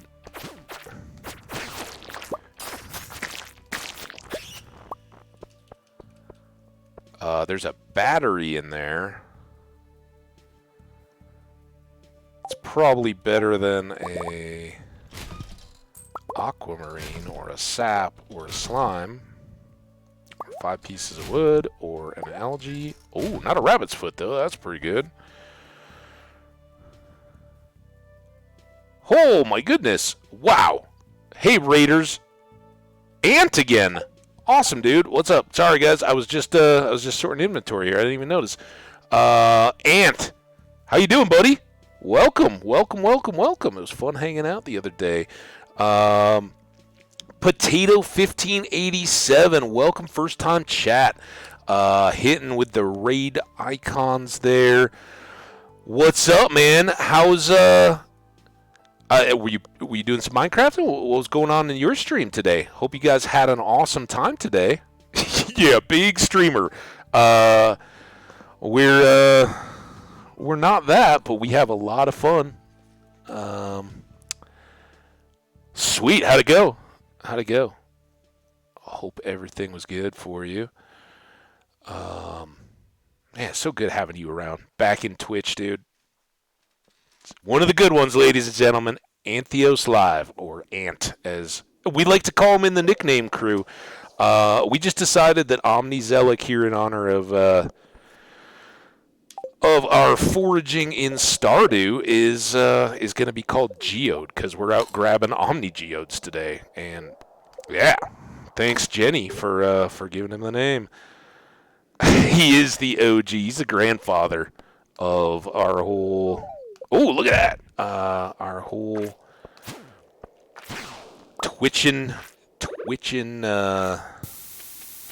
Minecrafting kind of crew.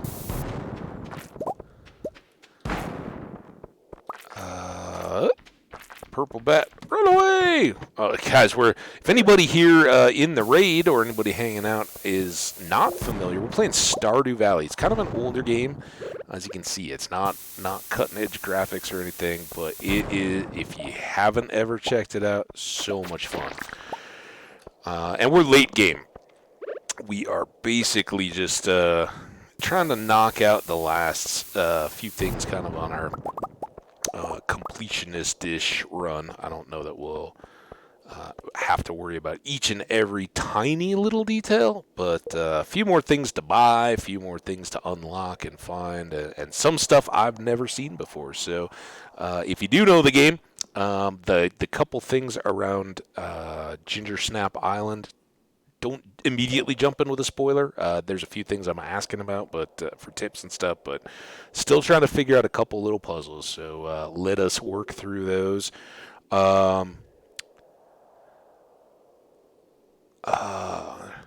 Yeah, Ant was around when he would drop in and be like, "Dude, who are you talking to?" And I'd be like, "The bots," and then I had to explain the whole like, "Dude, I was a YouTuber. I got people out there watching the VODs. I'm not confused. I understand nobody's here right now, but they might listen to me in the future." And then Ant and I would start talking, and then I found out he had all these cool people out there playing Minecraft. Hydro being one of them. Hydrogly, I haven't seen in a couple weeks. Hope everything's going well with Hydro.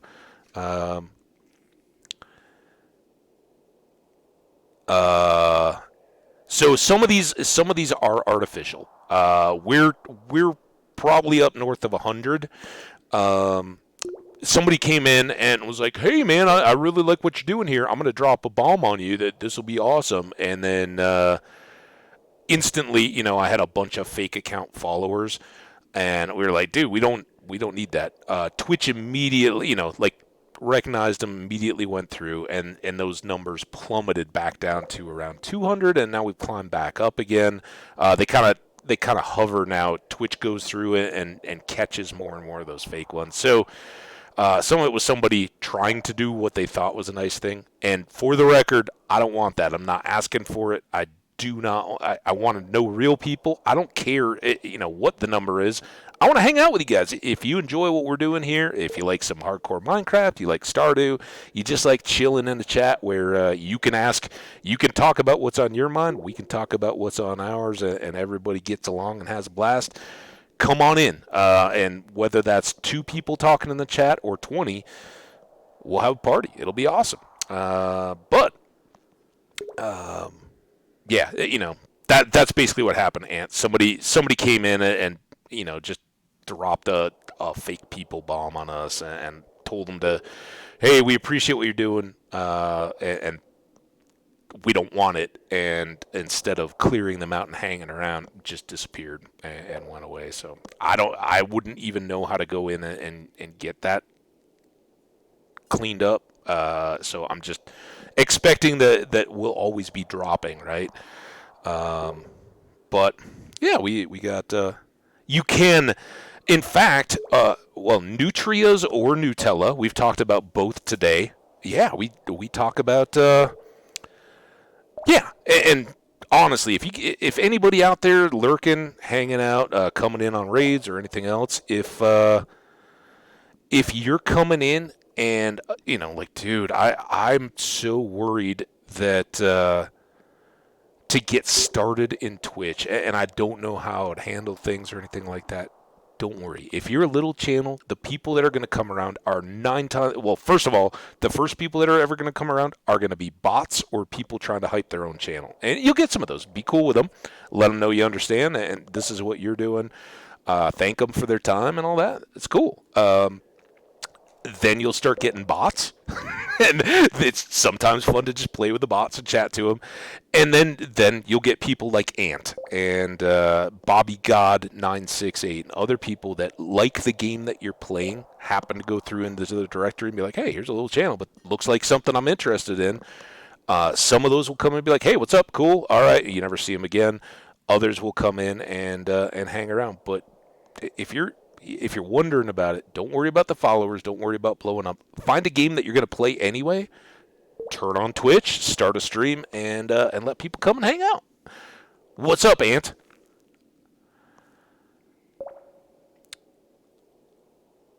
Exactly, Omni. I'm with you, man. No kidding, Ant. Holy crap.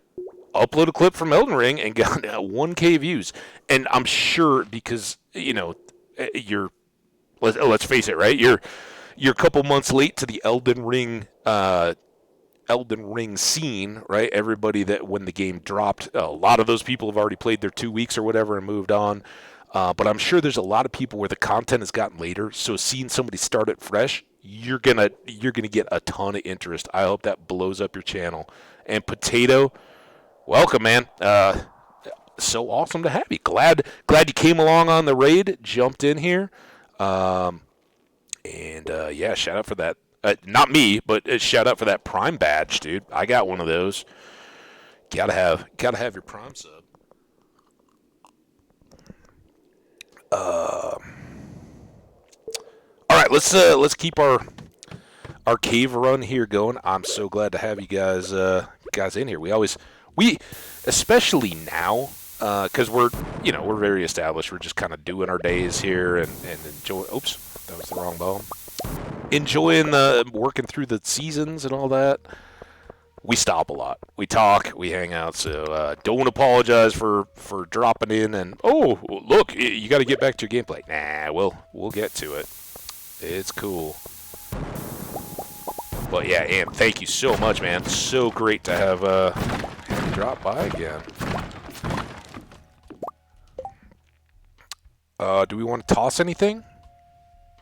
Maybe the eel? Should we toss the eel and the crab cakes? I mean, we could sell those, but... Alright. Let's get deep. It's midnight. We got 2 more hours to go for bedtime. And did we have farm stuff to do? Ow! No. Drop.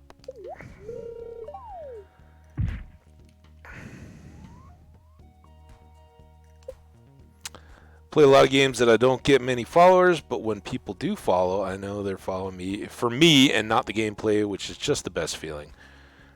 Yeah, and for anybody that is willing to stick around when we switch up whenever we get done with this run, so many people have come around for Stardew, and I think we're clicking and gelling with a lot of people. That's awesome. But yeah, that you'll know pretty quick. Like it doesn't matter too much what you're working on if you're having fun and interacting and enjoying the people that's there. Yeah, and Omni, Ant, everybody that's out there making content. What I get to see of your guys' stuff, it's so good, and it feels very genuine. Whether either you're really, really good at faking it, or you guys are just awesome people, and enjoy having your chats, the people that come in to hang out with you guys. So that's really cool. I'm glad you guys, in whatever case it may be, you guys found me. I do try to go find channels out there and drop in. Some of those people come around and check it out, but they're busy too, right? And I think all of us can relate. When you're trying to stream a lot, you also can't quite watch as much as you'd love to. But yeah, I got to hang out with Geode here yesterday a little bit. A little bit of Ant, but you were kind of wrapping up the first time I saw you online. But don't worry, I'm looking. When I load the Twitch home screen, if I see any of you guys, I'm definitely tuning in. Let's get home, though. Whoa, what?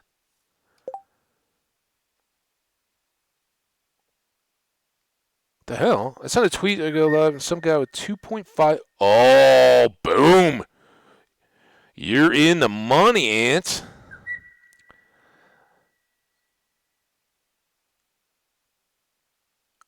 Well, yeah, some people will hang out, Jenny. I hear you. We've been very blessed, though. a lot of people want to come and just, wee in everybody's cornflakes, right? And there we'll certainly deal with it when there's people that are like, hey, look at all these people having a good time. I'm going to, because I am not a happy person, I'm going to come try to make them not happy people. Fortunately, mercifully, we have had so little of that.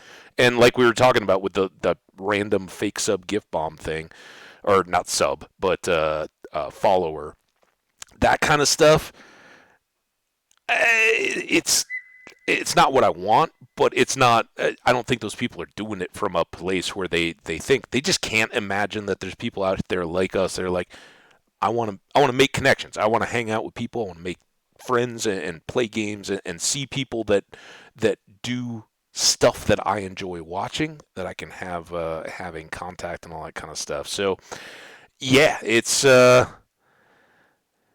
just a balanced stuff. So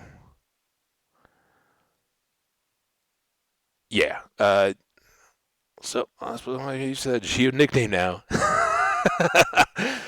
Woohoo.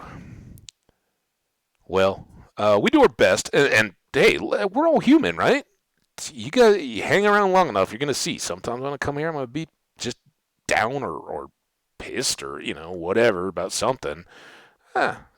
That's part of being human, and that's part of having a cool chat. Sometimes your chat will come in and say just the right thing to pick you up, and sometimes you'll be, dude, I don't even know if I want to do this, and you get a response or you read a comment on the YouTube Omni. That's how we found, Omni came in and started commenting on YouTube's and went from there. So yeah, and if I may soapbox, if you don't see somebody that you already know streaming live when you're about to watch, go. Oh my god! Oh no! What? No! Oh, so bad. Go to bed.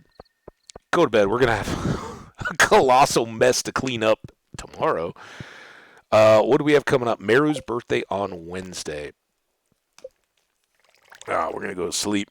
We just made it to bed. All right. Well, we were kind of doing what we normally do at the end of the stream anyway. Just chatting. We got about 12 minutes, which is, I don't know. We'll talk through the recap for the VOD viewers. For folks who don't know, or for you VOD viewers, welcome in. How you guys all doing? The game's saved. This day won't count. We'll start over tomorrow in stream. VOD viewers, we had another heck of a day. Big progress. I'm pretty sure it was Sinedra that was like, just keep hoeing when we more importantly, significantly, and we are talking about golden walnuts here, of which we have 0 at the moment. That's a good thing. We went to the islands quite a bit today, and we beat the memory game finally. Sheesh! That was more work than we needed. So we got some golden walnuts there, and then we're just kind of kicking around. Sinedra was like, keep hoeing. You gotta hoe everything. So we went up by the volcano, did some more hoeing, got a couple more golden walnuts just from banging around with our hoe, and that was enough to unlock the Parrot Express on the island. We need, I don't even know how, at one point it was 13, but I think we're down under 10 now, right, with all we found. So we need a few more golden walnuts to unlock the Walnut Hunters door that's up by the beach lady's house, and hopefully that's going to unlock the last few things we need. The last recipe, hopefully it's 1 or 2 or whatever to craft stuff, and then those couple of items that we need left for the collection. I'm amazed that we're still continuing to make progress. I kind of thought today we were just going to go through the motions and who knows, but yeah, we'll keep our hoeing effort up, I guess, in the future, and just see. We are opening it up to tips now. If you are watching a VOD and you want to comment on YouTube, if you know of tricks or tips or places or activities to get golden walnuts that I haven't done yet, or you haven't seen, we found the pirates, we've fished, we've done the volcano and all that, so all the combat, all the farming walnuts. We've gotten some extra random ones from the mussels rocks and picking those. I don't know if that's just we had an extra one to still get, or if those keep coming back. But if you know of any sources of walnuts that maybe we've overlooked, at this point, we're just kind of walking around on the island like, what can we get next? There's a couple places we haven't unlocked. Hints, not just do this, and this, are preferred. But golden walnuts are kind of the name of the game, in and amongst having fun with other things. For instance, Krobus taught us something new today. Apparently, he really likes it when we sweat at night. Gross. But there's still new interactions with characters and all that. We still have cutscenes. I totally forgot, but we're still supposed to go meet a certain someone in the secret woods after 10 to go camping. Probably others that I'm forgetting. And I think we haven't done the last cutscene with Abigail. We did one, but after the spirit board are there others? I think so. So there. For whatever reason, Shane showed us the blue hens, but they haven't unlocked. Marnie hasn't started selling those yet. I don't know if I need to do something there, but we haven't been able to add blue hens to our flock. So there's lots of stuff still to kind of pick away at. We'll keep doing it. We did a couple of the secret boxes and statues and items and stuff like that. We'll do a lot more decorating of the house and the farm and all that. But for all you VOD viewers, your comments, your likes, all so greatly appreciated. For everybody that hung out in the chat today, and wow, you chatters, so good. Huge shout out and thank you. Troy Warzone Gaming and Jenny starting things off today strong. Troy, hope you got your refrigerator in all right. Hope that all went good. Am I missing people before we got to Geode, Omnizelic? Guys, check out Omnizel. Oh, yeah. Mar Universal. I don't know if you're still hanging out, but thanks for the first time chat coming by. Mar Universal was jumping in and talking. And Potato coming in on the raid with Ant. And Ant, thank you so much for the raid. You guys have all been amazing. So much fun. And we had a blast talking in the chat. Horror movies, 80s movies, music, scary animals. We watched a rocket take off and land on a pad in the middle of the stream live. We're having a ton of fun, guys. And if you want to be a part of it, come on over to twitch.tv. Follow me. I'm Habbage, HAMBBAGE. We do this pretty much every single day. Sometime in the morning or midday, depending on where you're at. My time, U.S. Mountain Time, I'm in Colorado. We start up sometime between like 9 and noon and go for 4+ hours, whatever we get into. So let's go. Jenny, this is the wrap-up, and I got 4 more minutes to go to finish out the 4 hours. You guys want to say something? Who wants to go? See you, Potato. Thanks so much for hanging out. Hope we see you back again. Do we think we were too much for Potato? We might have scared him off. At least we didn't give him a nickname yet. Probably wanted an animal. Anyway, Omni, Ant, Jenny, everybody else, you guys rock so much. Let's keep it going. I hope everybody has an awesome Wednesday night. Remember, be safe.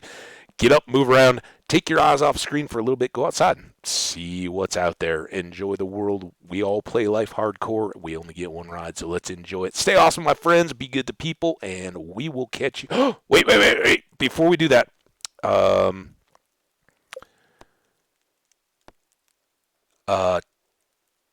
title load. Come on, don't play the song. The song is what gets us copyright claims. 164 hours and 33 minutes. People were asking how much time we got on this, and again, we are day 9 of summer, year 4. We'll load up from here in the next one. So that's our